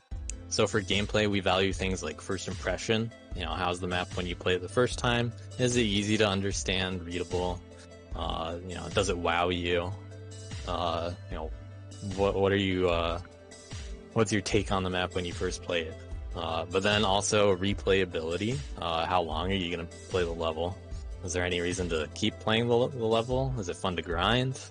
Is it challenging enough where, you know, the factor of continuing to play the level is you just really want that SS. How engaging is that? The flow, obviously, very fun. Is a way to think about it. How fun is the map to play? Do the maps have any issues that break flow, perhaps? How well does the map connect together as a whole? You know, do you just go through the sections, or does it feel a little like there's one section over here and then you just kind of walk over to this section over here? All these maps obviously score pretty high on all these categories. And then we also tried to value how well it appealed to its niche. Like if it's a boost map, how good of a boost map is it? If it's a map with a lot of routing, like these 2 DLC maps that we have on the list, those have a lot of routing possibilities in them, both of them by Camel on different DLCs. The first one being Side Galactic by CMP Enjoyers. I'm not sure how much Camel's teammates contributed to each one, but Maybeto is on the CMP Enjoyers. Yeah, I think I started. I remember how that started. Yeah, actually. I tried to start on a 1 or 2 screen map. Wasn't really getting anywhere, and then Camel did the actual map. Yeah, Camel did most of the work. Oh yeah, you were on that team too. I was on the team too. I was, yeah, and 52 Pickup was the final player, right? Right. Yeah. We all enjoy CMP very much. Camel sadly ended up making good maps instead of CMP maps. But yeah, I was mostly just a playtester. Right. So I collected. And we had we'll just skip to Camel's other DLC one. This time the teaming with Avenged and the rest of the Neon Enthusiasts for Sanguine Shards. Very different kinds of DLC maps. Both of them a little bit challenging to play, to really get a feel for, but in the context of DLC, they're a pretty good match, and you really get to value the replayability if you can stomach playing it for such a long time. That's obviously not the main reason why they're on the list, because it's not like being a DLC map is just free gameplay. Sometimes people don't like to play the maps once they get to play for more than 30 minutes. So if you can design a map that people really want to play for a long time, then it sounds like a good map to me. We have Basement Run by C. That one, very good boost map, sets you up for a lot of cool ceiling boosts, ground boosts. Very good flow to the level. Makes you feel like you're in a dark, constricted basement, but there's somehow still a really high quality boost map on top of that. That's probably that's the one, other than Miles, where you end up going the fastest in it. And we do have Miles by Maybeto making an appearance in the finalists. Long boost map. That one you really get to enjoy the longer boosts because it's such a long level. It's a mile long. It's to about scale. A minute and a half, minute 40 seconds roughly, and that's when you're going fast. It's at least a 2-minute level otherwise. So that's definitely a fun extended level to grind. A lot of good replays on that. Very high quality long level. As part of a long level, just jumping around in the middle of these nominees, we have Bit Shift by Alex Speedy.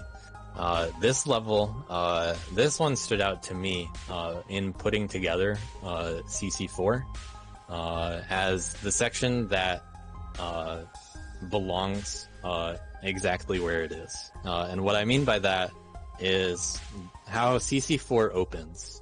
There was an intended design to the ordering of the levels based on, it turned out, what ended up happening.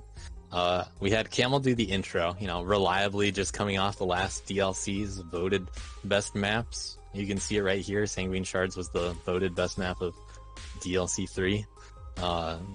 Camel riding the high, making the quick little intro to CC4. Then we go into Memories by Duck and May Beta, referencing, where we just came from, and then going into Wazi's CC3 spin-off of Delos section using the same art from that. Not using layer 20 exactly the same, but it's still basically CC3. And then right after we go through 1, 2, and 3, what's the map that introduces you to CC4? It's BitShift. This one stood out to me in terms of those representative CC4 levels. This is just a great all-around intro to what CC4 is going to be like. And then finally, the representative of Epon's Nexus, Afterglow, that's Togeseum. This level, this one's a little bit harder than the ones that you don't die on in Epon's Nexus, but definitely memorable for the way it treats the platforms, and it makes you work a little bit harder for some of the boosts.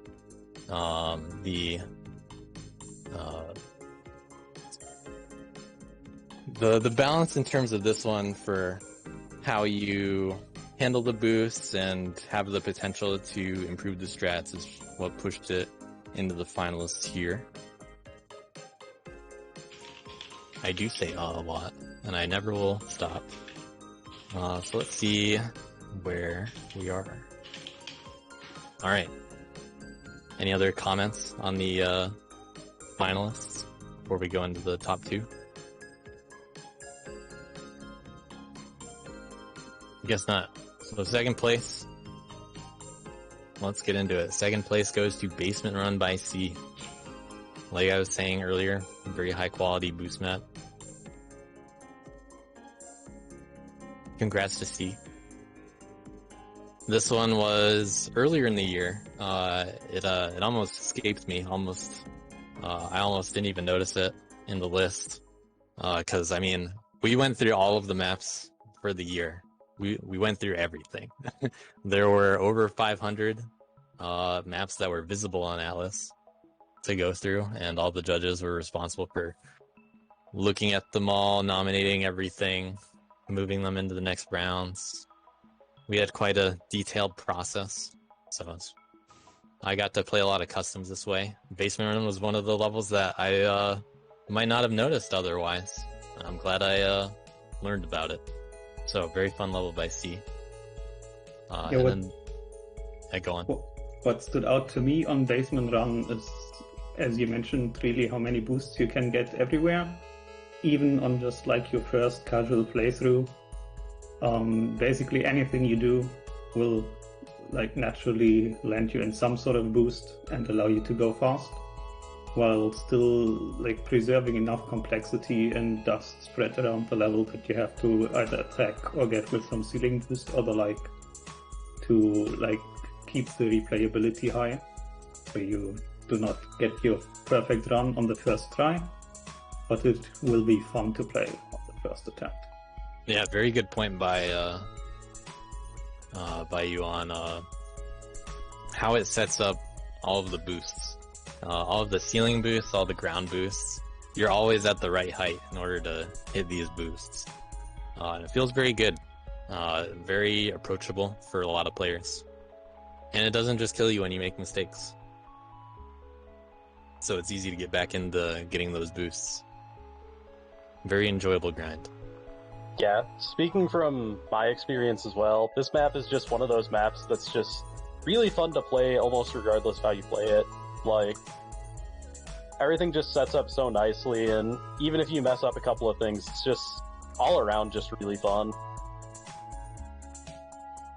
And all of those qualities that we just talked about, the winner is going to have, it shares a lot of those same qualities. It sets you up for a lot of boosts that you're not always prepared to get, but this one might not spit you out at max speed into a ceiling that you're supposed to boost off and then heavy something. This one's a little bit easier on how it lets you handle that, but it's also a little bit more challenging in terms of how you have to maneuver around the level. This one is BitShift by Alex Speedy, winning Best Gameplay. So, using slants in a very good manner. Congrats to Alex Speedy. Lots of slant walls. It all works very nicely with the aesthetic too, the slanted platforms. Yeah, speaking from somebody that's played this map a lot and seen both fast strats and not fast strats, this map is just awesome. Like, not talking about the visuals right now, but the visuals are, you know, simple but good, but the gameplay really does stand out, especially if you're going for fast strats. Yeah, when I was saying earlier that this is one of the quintessential CC4 maps, I definitely mean it. That's why I put it where I did in the order. I need to make sure that this is the map that comes after the CC3 section of the level. Yeah, I think the map was somewhat overlooked originally by the judges because it was part of CC4, so it was less seen as its individual part and more as like the greater whole, which way you want to take it. But yeah, but when we really looked at the maps for gameplay and then started to put in a handful of CC4 sections, this was one of those ones that just really stood out. There were a handful of so we ended up doing a few rounds for most of the categories. If people are interested in the judging details in more detail, I can talk about it another time. But basically, there were multiple rounds to arrive at the finalists. Some didn't quite make the finalist list. We ended up scoring several more. And there are other CC4 sections that are arguably honorable mention, but there are too many honorable mentions to go through them all. Instead, just play CC4, enjoy it, play the best of 2022 map pack. You'll enjoy a lot of the levels. Moving on to the other one category. Second. Oh, yeah? Since Ukis was celebrating Alex in chat, I wanted to mention the thing that you pointed out to me in voice chat whenever. The mapmaker Alex Speedy released 3 maps in 2022. All 3 of them made it into the best of map pack, which is the record. And yeah, that's the only map maker that I could think of off the top of my head. That, I mean, they only made a few, so it's easier to get all of your maps in the map pack, but it's still very noteworthy nonetheless. Some other people that almost made it were Big Diesel. I think just missed out on one of them. And who was the other one that I was thinking of? There was another one. C? Yeah, Maybe Peace C? did not make it. Yeah, I'm not sure off the top of my head who it was. That, you know, they were close to all of their maps making it in. But good job to Alex Speedy this year. Yeah, Standouts across the board. Wanted to point out at that point that it's not just that all of them made it in, but all of them were like exceptional maps in their own respect. Like Extraction won the best hard map community vote, if I caught that correctly. Yeah, tied Yes. with Difficult too. BitShift now won best gameplay, and Weapons Facility got the nomination for like most innovative best custom stuff. So Yeah, and that's why you guys should have voted for Alex Speedy as best map maker of the year. potentially. Alex Speedy is always out there making high quality maps for pretty much every event we put on. So yeah, rooting here for Alex to make more maps. All right. So moving on to the next very important category, best aesthetics. We have a different set of maps that all are noteworthy. We have Mayvetta's excited kid face covering up Togeseum, getting the double nomination in the corner there. In fact, all three of Ifan's maps at the bottom there are from the Afterglow Nexus. So shoutouts to a very enjoyable aesthetic experience across the board in that Nexus. But we do have other maps. We have some more DLC nominees that made the list.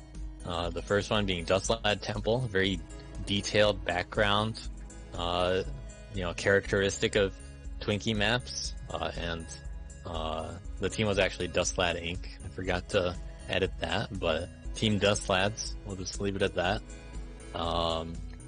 They in DLC 2 Week 1 came up with Dustlad Temple, which if you haven't seen that map, definitely give all of these a good look, at least in editor. Some of them are going to be things that you might not have seen before. Cool effects, cool details everywhere. There are a lot of things that you aren't going to notice that really just go under the radar when it comes to the little details across the board. In particular, Dustlad Temple, known for a lot of props. Twinkie's great at using parallax. So it was good to have a Twinkie representative on the list. Next we have Shoot My Stars by Jadu, already previously mentioned for the custom assets. That one uses sound effects in a very nice way, but the map itself is also quite pretty. It's really, it really comes down to how it uses its aesthetic. I know you like that one a lot, Issa. I did.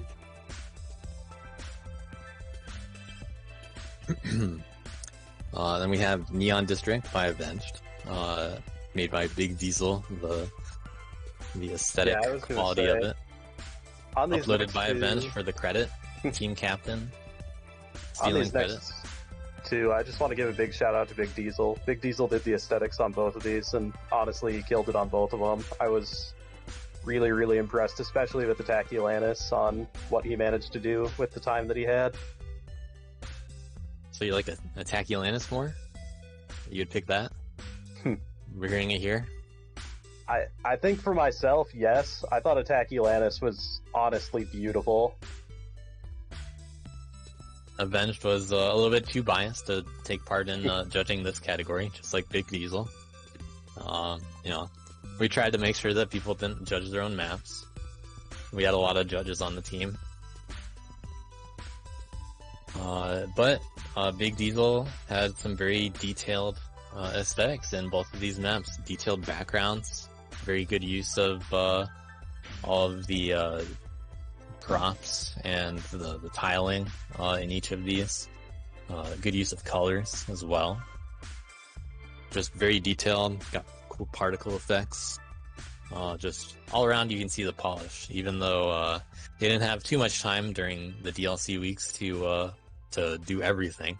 But hey, if it works in that little time, maybe do a bigger project and have something cool like that to focus on for a while. Rafters by Sea is really a standout in terms of how it uses its style, and how it uses the new tool by Sea to place a lot of props for the lines down. That's something that has been talked about in the Dustforce Discord recently. There's always some cool new tools by Sea, and Rafters really makes the most of all of the props and how it handles the colors. Definitely check out Rafters if you want to see something that looks really cool. That's one of those ones that's just hard to explain. You gotta see it. But just it might look like it might look a little strangely in your mind if you're only listening to me and not seeing it. But we do have some images of. We at least have the thumbnails of the winners in our little presentation here. For the results, or actually, let me talk about how this was scored a little bit after introducing these finalists. So the criteria that we considered here, polish is a big one. Of course, how detailed is the level, how polished is it? If it's intended to be a simple style, then maybe less is actually more when it comes to how polished something is. You know, you don't want to overdo anything. Sometimes you can overwhelm the player when they just look at the level and they don't understand what's going on.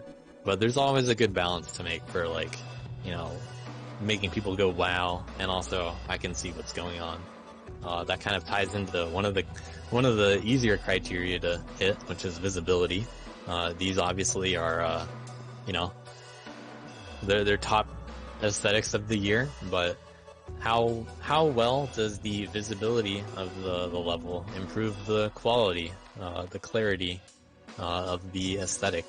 Sometimes it adds to it, and sometimes it detracts from it. Sometimes it's unplayable because, you know, you can't see what's going on.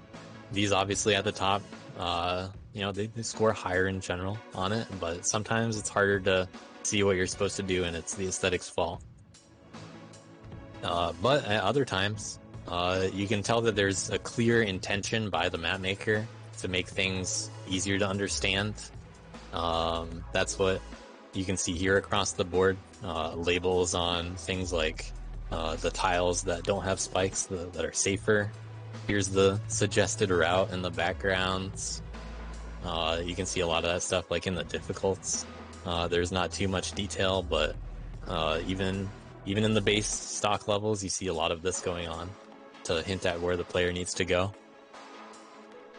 Very difficult to pull this off in a clean manner. And then we have the theme of the level. We actually split this up into two little pieces. One being the execution of the theme, like how well does it convey the theme? Do all pieces of the map contribute to this unifying theme that really, you know, make everything stand out as one? You can't just have, like, take Cyber Complex 4 for example. You know, that doesn't really have too much to glue together all the pieces, but, you know, we did our best in the small amount of time to tie it together. Those kinds of little transitions between incredibly different sections is different than, like, very minorly different sections within levels that you see in these. You know, maybe there's this above water and then underwater in Attack Elanus. How well does it tie everything together? And then the creativity of the theme is a big factor. How unique is it for what it does? Sometimes it's, you know, it's something you've seen before, but it happens to be done in a new way. It's really pulled off in a cool new way. It might stand out among forest or mansion style maps. It might be totally new altogether. Like maybe you've never seen an effect like what Neon District has. So, you know, especially for those kinds of assets that were used, all the images for the signage. So lots of things to take into consideration for what really makes up good aesthetic quality of a map. Mini monologue over. But we did have a lot of cool maps. All definitely impressive. Give them a look. We have them linked in chat. So going into the winners, we have our top 8 right there. So the winners here, let me get the scores up.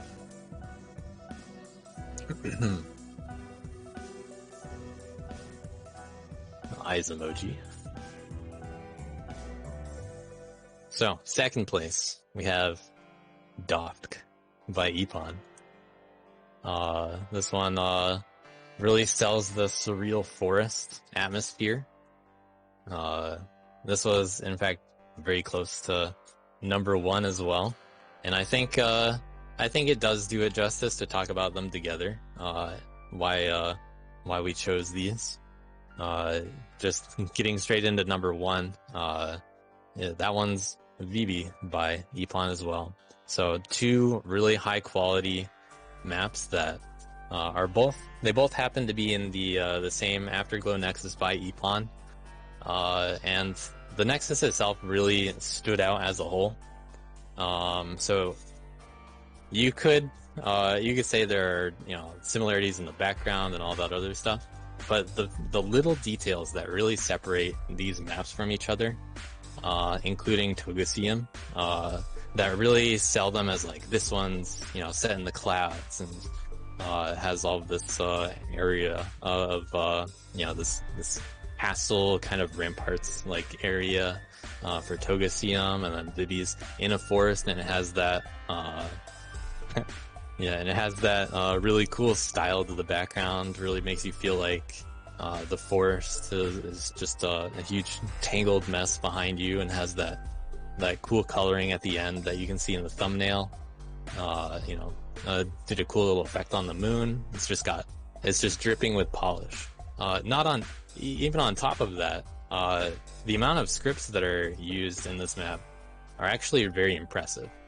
So let me name some of these for you. So these scripts that go across the maps, they're all very subtle in how they each individually just put it a step above the rest of the levels. So we have the Entity Outliner. You've seen this in some other levels, but you might be excused for missing the subtle ways that really makes the enemies and the player feel like they're part of this world. And the way that it handles this in Dofk, and how it changes, this is one of the things that it keeps consistent across the Nexus. But each one of these scripts really sells that style that it's going for. And just to give a little bit more perspective, each one of these maps was voted independently of each other. So they're each individually scored for their own merits for each of the criteria. And on top of Epon getting first and second, Togusium did in fact get the third place honorable mention. So even if you wanted to argue that like these two are too close together, you still have this entirely separate third map on top of these first two that they have their own custom music, lots of cool ambient sound effects in the music. Just very impressive overall, very detailed. I was talking about scripts, but there's just a lot of cool stuff going on in the maps. Lots of cool detail in the background. It has the textures in the background. That one's very noteworthy on Dofk, especially. That one helps sell that surreal forest, like I said. Definitely check out the maps. They really stand out for the year aesthetically. Yeah, I really want to echo the sentiments of Zonda here. I don't think there's practically any other map on Atlas that I've felt so far removed from Dustforce when I was playing than these top two here. Really just everything about them really sells the theme it was going for, and it's honestly just so well done. I know Arb as well. In talking with him, he had a very similar reaction to me, which is just like, what the heck is this? Yeah, definitely play through the Nexus yourself. Yeah, not much else to say. I was amazed, especially like in bigger parts.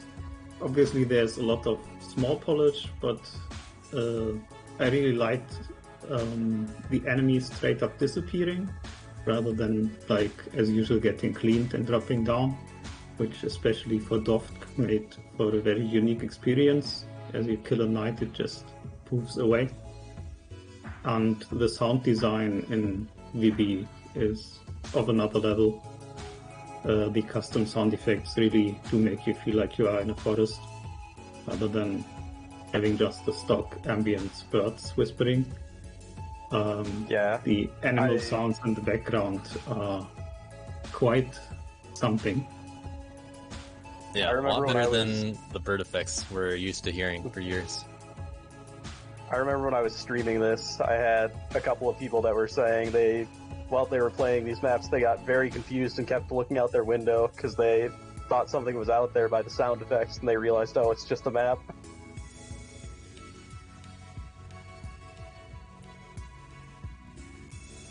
Yeah, definitely really cool maps.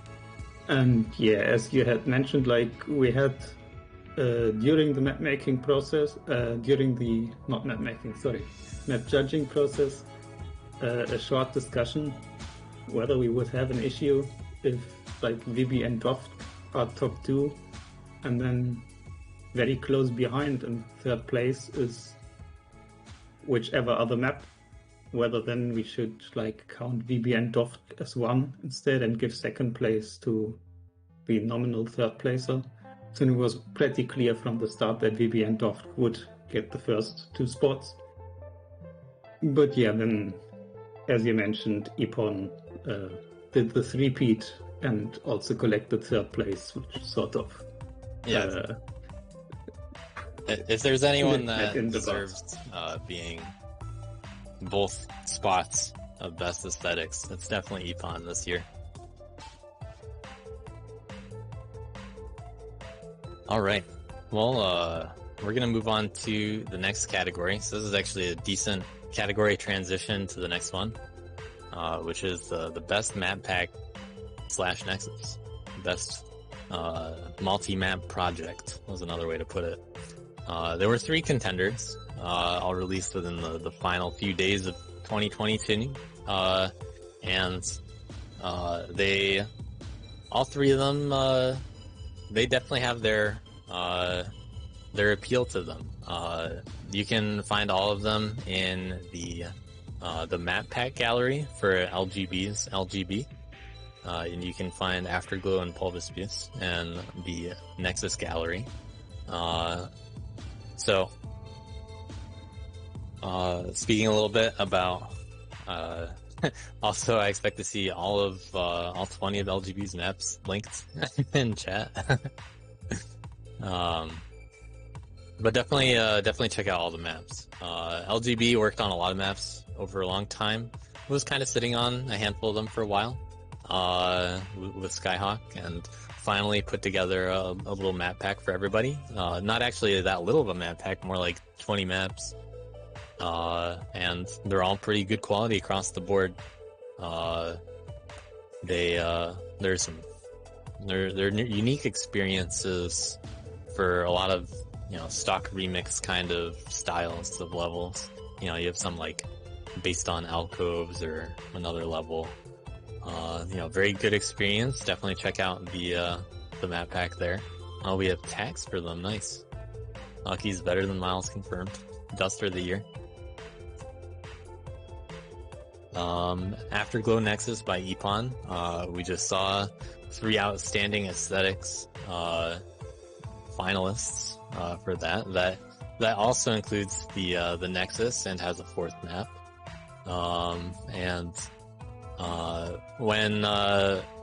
When comparing size, that's technically the same as Pulvis Vis, which has 4 maps but by 4 people. So we have 2 mini Nexuses kind of competing with each other and with a map pack of a lot of maps. Before we go into viewing the winners of this, so don't skip ahead until I say the actual winner, because obviously we'll get there.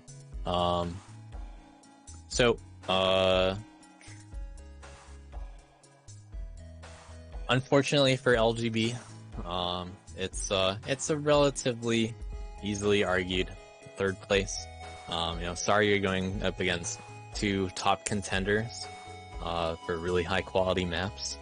But it's not like it's bad or anything. 3rd doesn't mean last. You still beat out all of those like Consite map packs, that kind of stuff in terms of quality.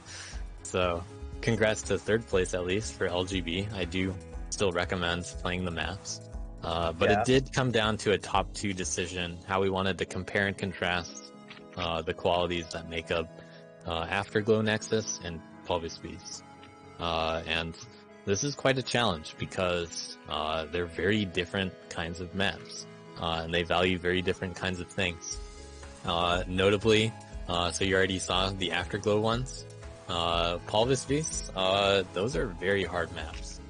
Extraction got a lot of votes for best hard map. Personally, I would agree with that. I liked the gameplay design in that one. As it is for being a puzzle and creative uses of air charge. And all 4 of these maps really stand out independently as really high quality, well thought out gameplay and aesthetics. Not enough individually to make it into the actual finalist round, but these are definitely top tier maps for what they're trying to accomplish. They're all in the best of 2022 map pack.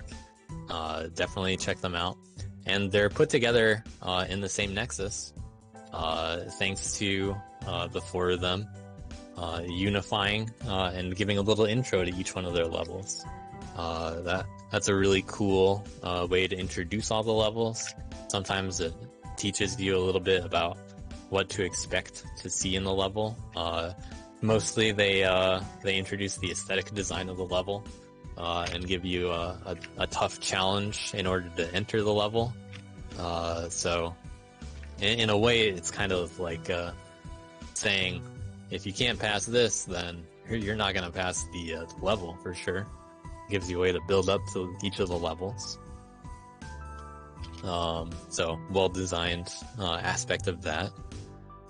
By comparison, the Afterglow Nexus, that has really high-quality maps that are in it that all just were nominated for things, and they're all unified by the kinds of effects that they have. But the kind of gameplay that you find in that, not the hardest. It's doing what it's trying to do. It's not like gonna keep you there for so many hours that no one's assessed the Uckies map yet. It does have 4 levels, but it kind of feels like it's a little incomplete in terms of like the Nexus being put together. We would just kind of wish for a little bit more from the Nexus itself in terms of the Nexus design, including more of the effects that we love about the maps that are in it. And then the 4th map, the more difficult Rojaios, that's in there. That one's also really cool, great use of the effects, but just not quite enough to stand up to the other 3 that are part of the Nexus.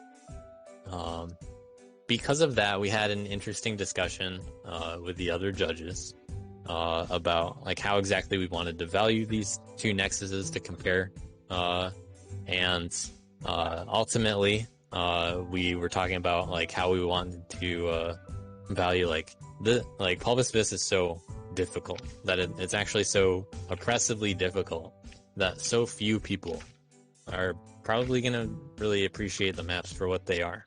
They are a little bit of a puzzle to figure out at times. They're so hard that you probably won't make it past the first checkpoint. So it's just a hard recommendation to give to people. So you could argue that there are pros and cons about each one, and that's totally fair. But in talking about like the Nexus as a whole, like the whole experience of the Nexus, we ended up choosing Pulvis Beast for the winner for best overall of the best Nexus map pack. So Afterglow ended up getting second. Shout outs to Afterglow, it did amazing things. But the number one winner for best Nexus, really putting everything together in a meaningful way, and really being the best at what it's trying to be ultimately. So if you want hard maps, you know where to go. It's this Nexus. So a great long experience for everybody that's interested in those kinds of levels. These maps just they're great for their target audience. That is the best thing that you can say about them. Like, that is exactly what these people want for maps that want to play these hard maps. And it's not easy to make a hard map. You might think like, oh yeah, just make something so hard that has spikes everywhere. These maps are so well put together that, you know, it's really, they really stand at the top of high quality and difficult maps. Yeah, and Polvis Vis really is the full package experience as well. All 4 of the maps are just very much top quality. And even though they may be frustrating at times, there's an incredible amount of polish that went into all of them, and it really does stand out. Yeah, it's tough for me to help judge on something like this, where the maps are just way more difficult than I'm, capable of completing. But even still, I really enjoyed playing through Polvis Vis. Just looking at the different parts of it, trying to figure out how it's done, trying it for myself, and then watching some of the replays that are put up. Even the map that doesn't even have an SS yet, it's still just really cool to watch the excellent gameplay on it. Yeah. What I recommend is try to play each one of these levels by entering the Nexus. You'll get the full experience that way. That really ties them together. They are 4 really hard maps though, so whether the extent of your experience ends up being, trying the first checkpoint, failing for a while, maybe just watching replays, or going through the whole level yourself and beating it in maybe an hour, just at any percent. I still think there's one. Whatever you want from it, you can get. I think I get like an AD on one of them. I will give that the first 2 maps in that pack are pretty doable, at least for completion. The last 2, a little bit more questionable. The last 2 are really hard.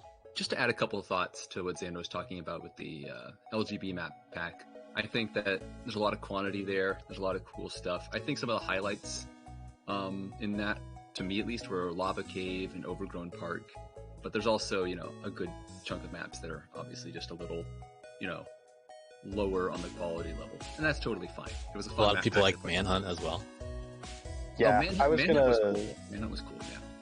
I was gonna throw out a shout out there as well. I think LGB's map pack got very overshadowed by these 2, but that doesn't mean it was bad by any means. They're all reasonably quality maps, and I think they just get a little bit overshadowed by some of the best maps of the year. Let me give you a quick list of all of the SS that have happened on these levels for fun facts. So Extraction has 2 SSs. That's by C and Uckies. Uckies ended up playing as Worth. All 4 of these map makers got to test out their own maps to quite an extent, so I'm sure they're capable of SSing them, and they may not have chosen to do so yet. That's fine. It's cool just to see other people figure out the levels. So that was Alex Speedy's Extraction. So only 2 SSs on that, only 6 completions. On Uckies map, Techniche, Uckies is the only non-SD. He has an SB, or if you watch it in Windows, it is an AB, because it's one of those very rare replays that misses dust in one version, thanks to floating points. So hopefully that gets fixed with a real SS, the only map without an SS yet. But Uckies may be the first to do it on his own map. Uckies does have SS on the other 2 as well, so he's looking for 4 out of 4. On Complicirad, we have Mr. Simon, the map maker, with the world record. Alex Speedy and Uckies also with SSs. We have 6 completions. Most of these other completions are by people like Fishy, Cow, MSG Cork, We got Cow again. We have a Sinister Penguin Lord on Complicit where you can apple juggle to the top. Skyhawk with the world record for any percent on that. And then Inveclad, also sitting at 3 SSs by Not Jake and Angerval, trying out that level. That one by Dello. That one has 10 completions. So very difficult to the point where not many people are even capable of beating it. But very rewarding as a result.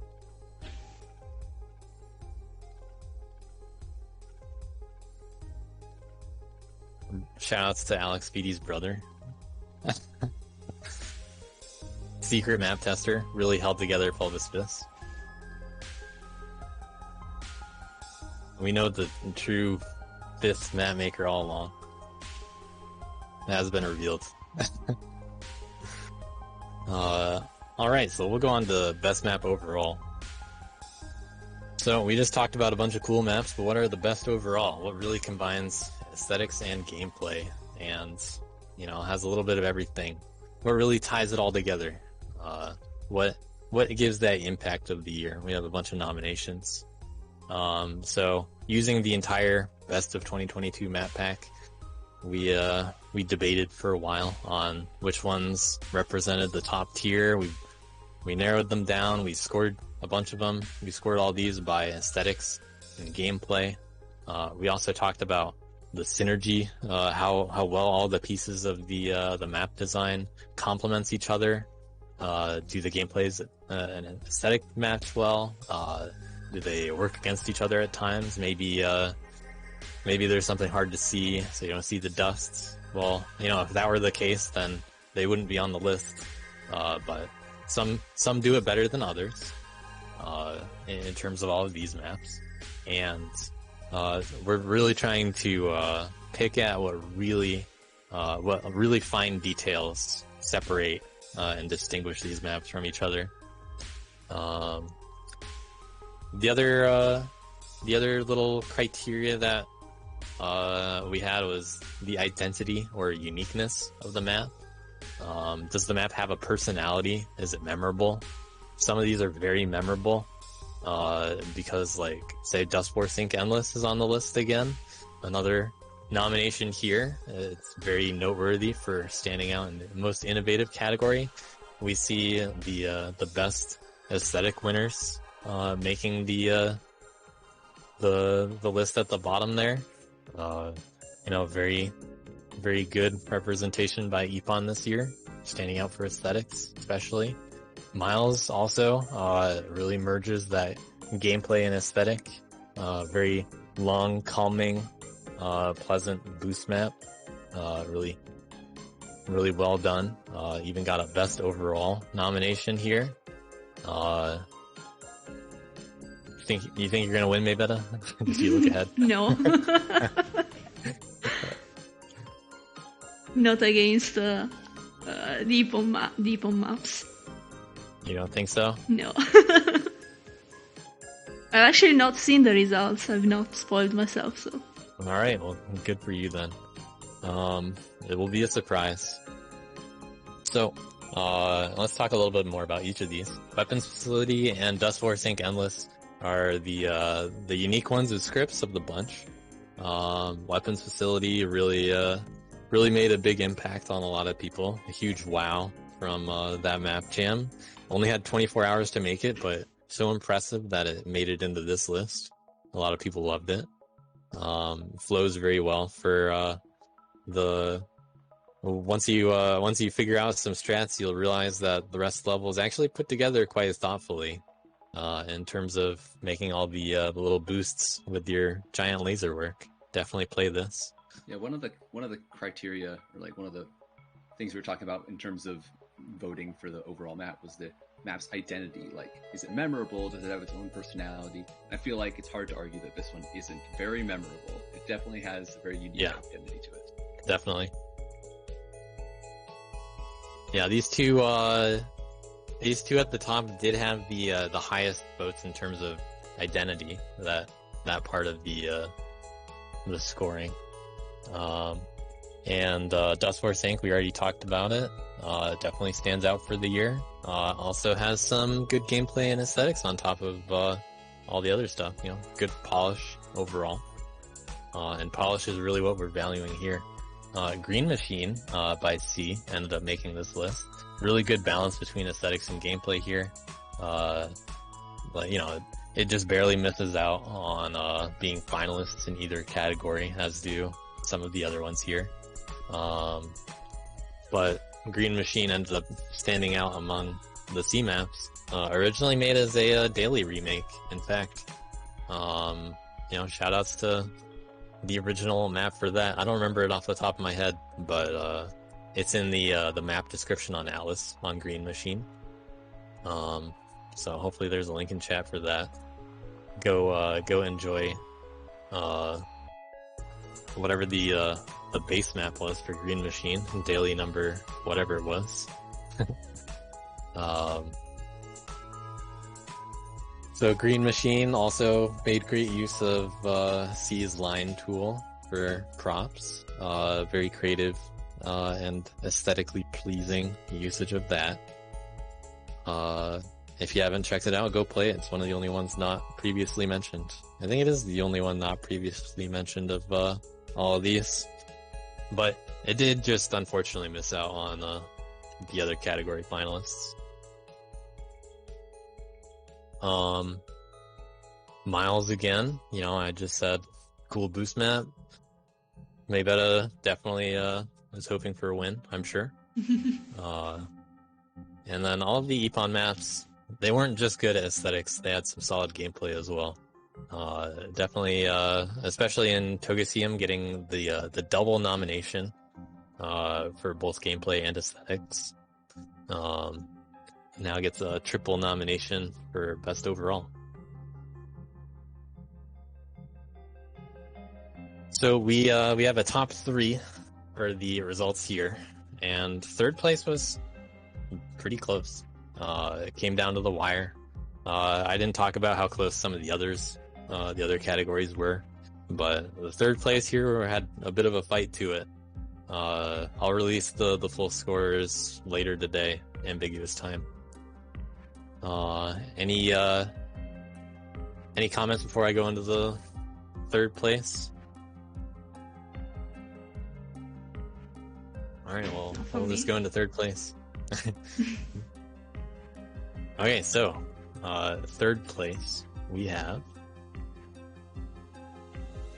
Green Machine by C. Great aesthetics, great gameplay. Ended up being the top voted C map of the year, made best overall.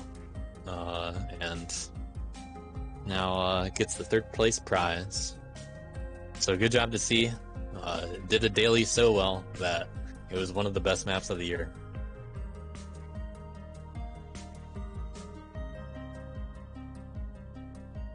It's impressive when, you know, you may not have much time to make the map, but sometimes you just stumble upon some greatness, and a lot of people connect with it. A lot of people like these dailies a little bit more than the normal dailies, in fact. But they take quite an effort, I'm sure. It would be hard for C to do that every day. It's interesting how many of the maps in these awards are from places where people had like a kind of a short time constraint. You know, we had a number of things that were from a jam, or from the DLC, or in this case, the daily map Redux. It is very interesting that is the case. And that is one of the main things that define the year. There are a few things that we haven't talked about, like, you know, we didn't sum up a little bit more about 2022, but we'll get there. There's a little more on the table. So yeah, like I said, go play Green Machine. Go play Sound Death. Maybe play one and then the other, and then appreciate Green Machine for what it is. All right, let's go on to number 2. So in second place, we have the aesthetic and the gameplay double nomination Togeseum by Epon. So shout out to Epon winning another prize in second place here. So we see him not able to clutch it out in either of the other two categories exactly, but was very close. Did get third place in aesthetics, and was nominated for gameplay. That sounds like a really good map, Perfect for the best overall. What's that? Perfect for the best overall. Yeah. Exactly. Like a high gameplay score and a high art score makes it. Yeah, like, the most well-rounded into of the this. maps. Green Machine being right behind it for being well-rounded, but not actually a finalist. Yeah, Green Machine was my personal favorite as a judge out of all the maps, but it did have some gameplay issues which were probably caused by what Big Diesel mentioned. For example, some raycasting issues simply because the map was probably not made over 2 weeks, but had comparably little playtesting. Still was very, very minor issues though. When you talk about raycasting issues in levels, this is probably the last map you'll think of. You don't really think about it in Basement. Similarly, that's one of the rare raycasting issues in the normal game. Well, some people aren't going to even notice, even in Green Machine. It is relatively unlikely. Yeah, that's why I'm saying it was my personal favorite of the pack, but yeah, just one of those reasons why it wasn't actually a finalist in the other categories by comparison. Right. But yeah, Togeseum improving upon all of that. And there's only one more place to go up from there. Togeseum and the number one pick were a tier above the close third places in terms of our votes. And number one goes to Epon one more time. It's VB. The aesthetics really make it stand out, and it may not have been nominated for best gameplay, but the gameplay in this level is really quite a challenge in terms of how you want to approach all of the dust where it is. It sets up some unique boosts that really gives a lot of replayability in terms of trying to figure out which path, which boosts to use, which way to go from the far left across the right side. Do you want to use the ceiling or not? How do you want to use your super? So there are a lot of potential cool decisions that you can make in the process without just killing you for making mistakes. It's a good example of one of those maps that will make you want to just keep trying it out. You didn't die, but you're gonna practice this boost a little bit. You don't have to just go into editor in order to practice a section and kind of break up the flow of the level. So great combination of gameplay and aesthetics, definitely standing out in aesthetics as the winner of both aesthetics and overall. But definitely a year for Epon in terms of our prizes here. Doft, by comparison, brought down a little bit by the gameplay, but really high quality overall. a year for Epon, all but the maps well on the list deserved. were. Yeah. There are no bad options here. All the finalists for this category, and probably like half a dozen other maps could have been finalists too. We just had a lot of great options here. And, judging. Yeah, a lot of them were hard to judge. Yeah, pretty tricky. There are several that didn't quite make the final cut. I don't know how much detail I want to go into going through every map of the year, but if people are really interested, then maybe I'll do a little We'll take a break and deep go dive into the sometime. second half of our stream here, where Xanda just goes through all 500 maps. Yeah, well, we're not doing a post-mortem like that this time, but if people are interested, I could do a little explanation sometime. Not today, but another time. Maybe it'll happen.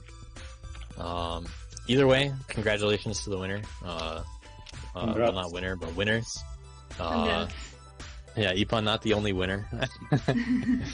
Congratulations. We have a whole slide that says But they tried, congratulations. yeah. They tried to be the only winner. Yeah, Ipan tried to be the only winner, but didn't quite close it out. Green Machine just a little bit too strong. Yeah, we had all the other ones were close for third place, so it was a bit of a toss up for third there. Really strong maps. All right, so go to the next slide. This is a group of people that volunteered to go through all the maps on Atlas. We didn't all go through all of them together, but we shared the responsibility to check out a ton of maps. I played way more customs this year than I was expecting to at the end there. 2022 had a lot of stuff to go through, especially a lot of memes. And you know, some of them didn't quite make the cut, but there are a lot of cool memes. But back to the community awards for a little bit. There were a couple of categories I didn't talk about. 1 second before we move too far away. Do you want to let everyone enjoy the winners at their own pace, or would be a decent place to like play the VB World Record as winner? That's on Maybetter to show. Yes, can I have a replay? Can I have a replay link in... You might as well... Because if yeah, I open everybody if I open Atlas here or anything, it will show up on stream. So you send me a link, it's better. Yeah, Maybetter wasn't a judge for the final categories. This is talking wait, about maybe. you, never mind. Yeah, Wolfley is a friend of mine. Hello.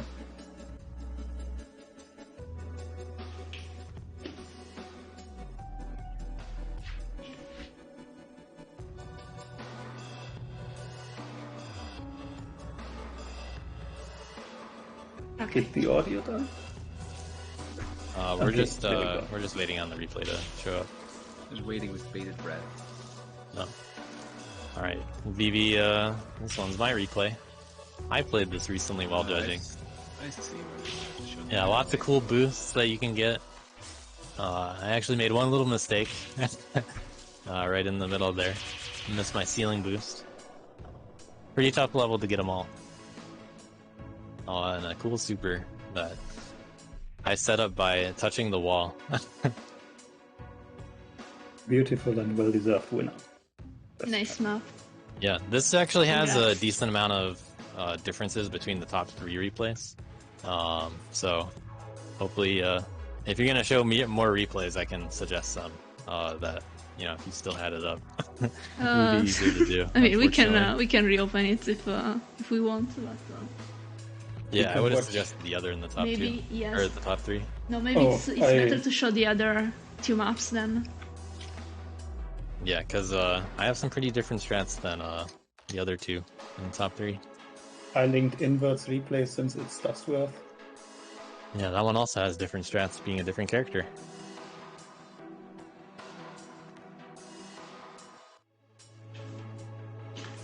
There's the winner in chat. There's the winner in chat. Thanks for making the amazing maps, Epon. Congrats. Definitely not a biased judge. You see Epon on the judge list. Epon didn't judge the final rounds at all. Was very good at removing that aspect. You know, no bias allowed. I was on top of that stuff.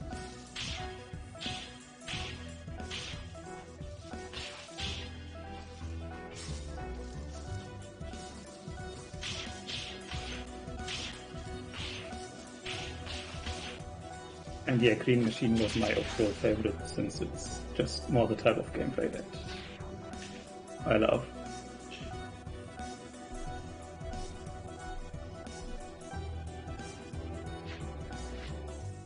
Better, you still need to get DSS. Do I? No, I got it the other day. I also still need to get the SS on that one. I grinded Togeseum for a little while too, while judging some maps. Ended up thinking of some cool little improvements. This super, I don't know who came up with it first, but you know, good way to handle the enemies there, save a little time. And then taking a strat from the worst players. Ooh. That little juggle was cute, yeah. First saw it used by Epon, so it might just be intended. Maybe. Secret depth route. There's a safer checkpoint down there, but you can do it the stylish way by doing some lights.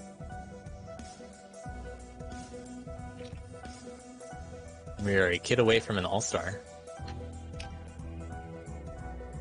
At Cow. It is both of them, yes.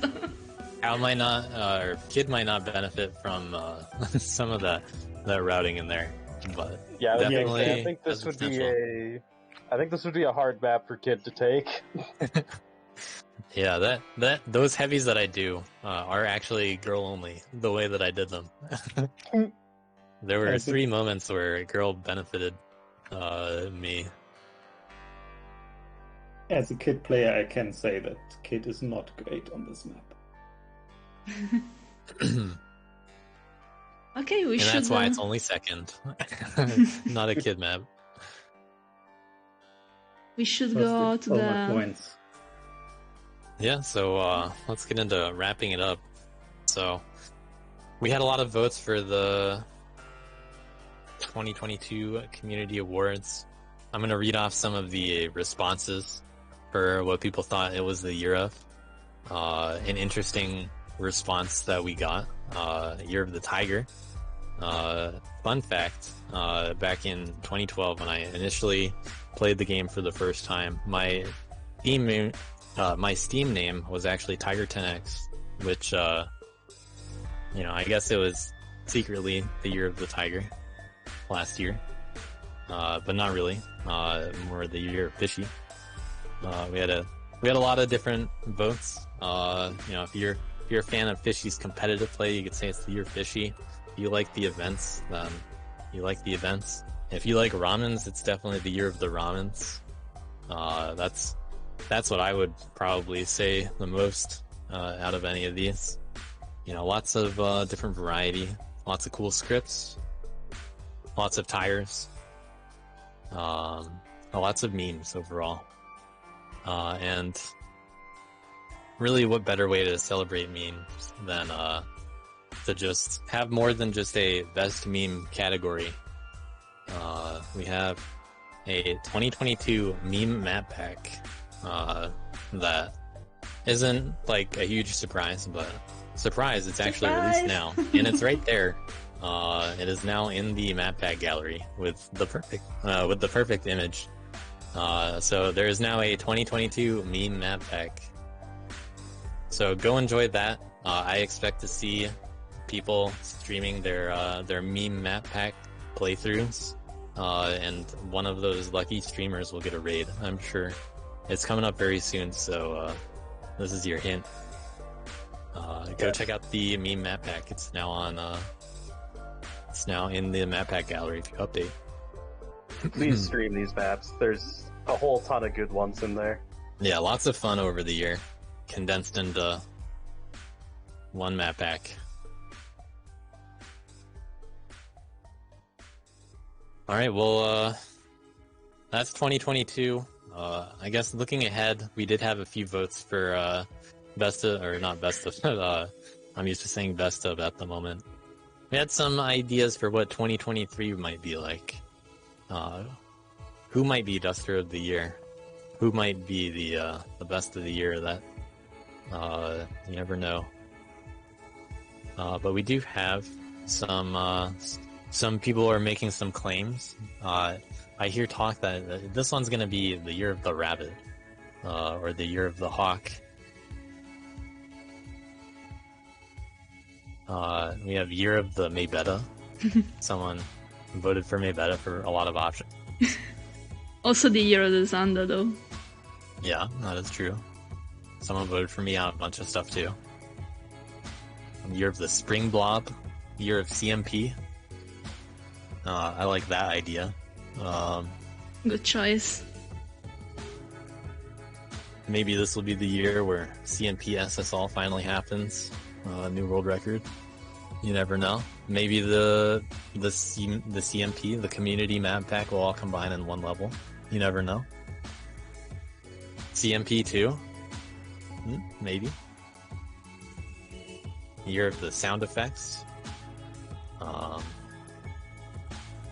Year of Spire. You never know. We do have other things to look forward to in 2023. We've already seen some action on the cool new ways to play the game. Fun. With some tools. Kind of like how you can play the game with Bingo. But now Uckies has a new way to select random maps. I don't know if that has a name exactly. But not exactly a randomizer, just more of a random map challenge kind of thing, where you give yourself a time limit and you try to see how many SSs you can get in that time period. You know, good to have on stream. You can get lots of cool maps, and when I say cool maps, I don't actually mean cool maps. I mean some cool maps for people to watch you play. So if you know Atlas, you know what to expect. We have Alex recently debuted his next project, which is did it have a name also? Still needs a 3-letter ambiguous name, ambiguous acronym. Matchmaking was the tentative name for Alex's project. Yeah, so for that one, what you do is the players or multiple players will join a little room, and you'll be given a random map. Whoever gets the best SS on that map ends up winning that round. So you can have little fun 10-minute races. Maybe the final version will have some additional features. Maybe we'll coax them into using it for something like BRB. We'll have a special mode for BRB in there. BRB 3 maybe. You never know what'll happen, but now that we're telling everybody about it, it's gonna happen, am I right? Lots of hints at maps to come from a lot of the awards here. Maybe even supremely difficult too.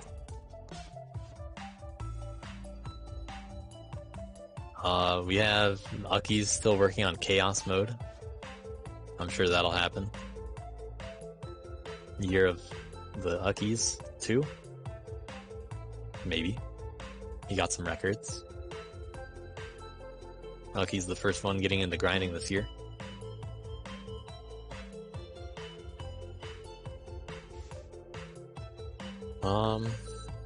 What else is coming up in 2023? I haven't actually announced any events, but this is pretty much where we leave off. We are probably going to have the league next. That's going to be in March, roughly. I haven't announced a specific time period for that other than right now. It's going to be in March. So, look forward to DLC 4. News will happen at some time in probably a few weeks. We might do a little tiny event before then if we feel like it. Maybe a little map jam for fun. Kind of on people to say what they're interested in doing. So, we'll get a good feeling for that, see what we want to do with events this year. But at the very least, you can count on the next DLC in March. With that, hopefully there are some 2022 meme streams on the way. Let's check Twitch. Surely. Any final shoutouts? Yeah, I have the final shoutout. Alright. So since we just were on the topic, I think it's pretty easy to say that 2022 was indeed the year of the events. If I scroll through the best maps of 2022 through our judging process, like a good 80-90% of the maps in all the categories are event maps in one way or another. We have the VRB maps in Innovative, we have the CC4 sections for best gameplay nominations. We have not really an event, but like these community awards, which caused the release of the Epon Nexus and of the Pulvis Viz Nexus, which might have been released anyway at some point, but I'm sure that they popped up at the end of 2022 was because the stream is happening. We have the DLC maps in best gameplay, etc., etc. Neon District, Attack Atlantis, like DLC maps in best aesthetics, and ultimately that means that like good 80-90% of the best maps of 2022 were ultimately released because you are organizing all of these events, and indirectly the best map maker of the year. Oh, of course. We had to exclude CC4 from winning best map because clearly we just had to let people vote it in. My shout out is to Xander for keeping this game alive. Well, thank you. I accept my award humbly.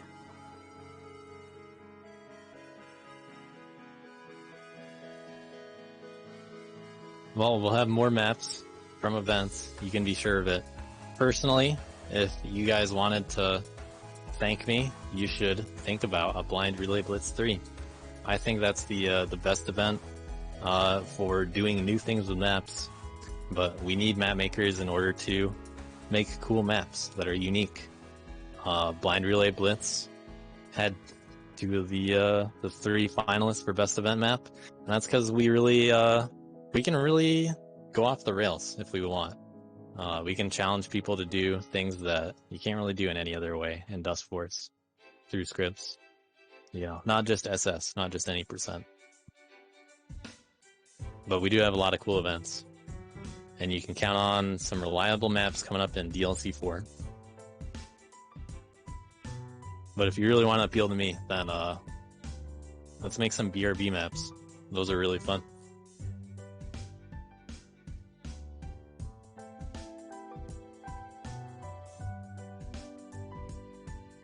Alright, where are all the streamers at? Yeah, I've been trying to see if there is someone, but no. No one yet. No one is taking the stream. bait. One of you in chat, do it. Yeah, somebody.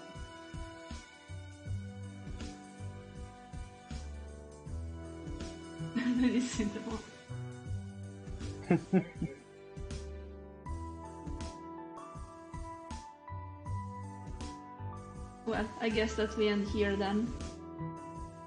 Yeah, we can hang out for a couple more minutes, see if anyone I does mean, take the bait. if someone wanted to stream, I think they would We have have started already. we have a little time. What about Big Diesel? Huh? I don't remember how to stream. Let me see if I still have OBS on this computer. I would stream, but it's dinner time soon, and I kind of want to relax. Oh, we're gonna do an eating stream. All right, let's see. Are there ways for you to relax other than playing CC4? Yes. CC4 is the opposite of relaxing. Are you joking? Really? Yeah, do you know how much raw time gets eaten up when I die on dev section? Not an insignificant amount. Alright, I need to connect to my Twitch account. This won't take long. I'm most relaxed while assisting Yotta. Yotta's pretty chill. Well, we could raid the Streamer of the Year, but Maybella is not streaming on her channel right now. I need food before any other things. Well, if we don't get anyone else, if it doesn't work out for Big Diesel, Wait, we'll yeah, raid give me you one minute. I think I'm Yeah, back. we can honorably, wait for Big but Diesel. we're trying to get Big Diesel on stream.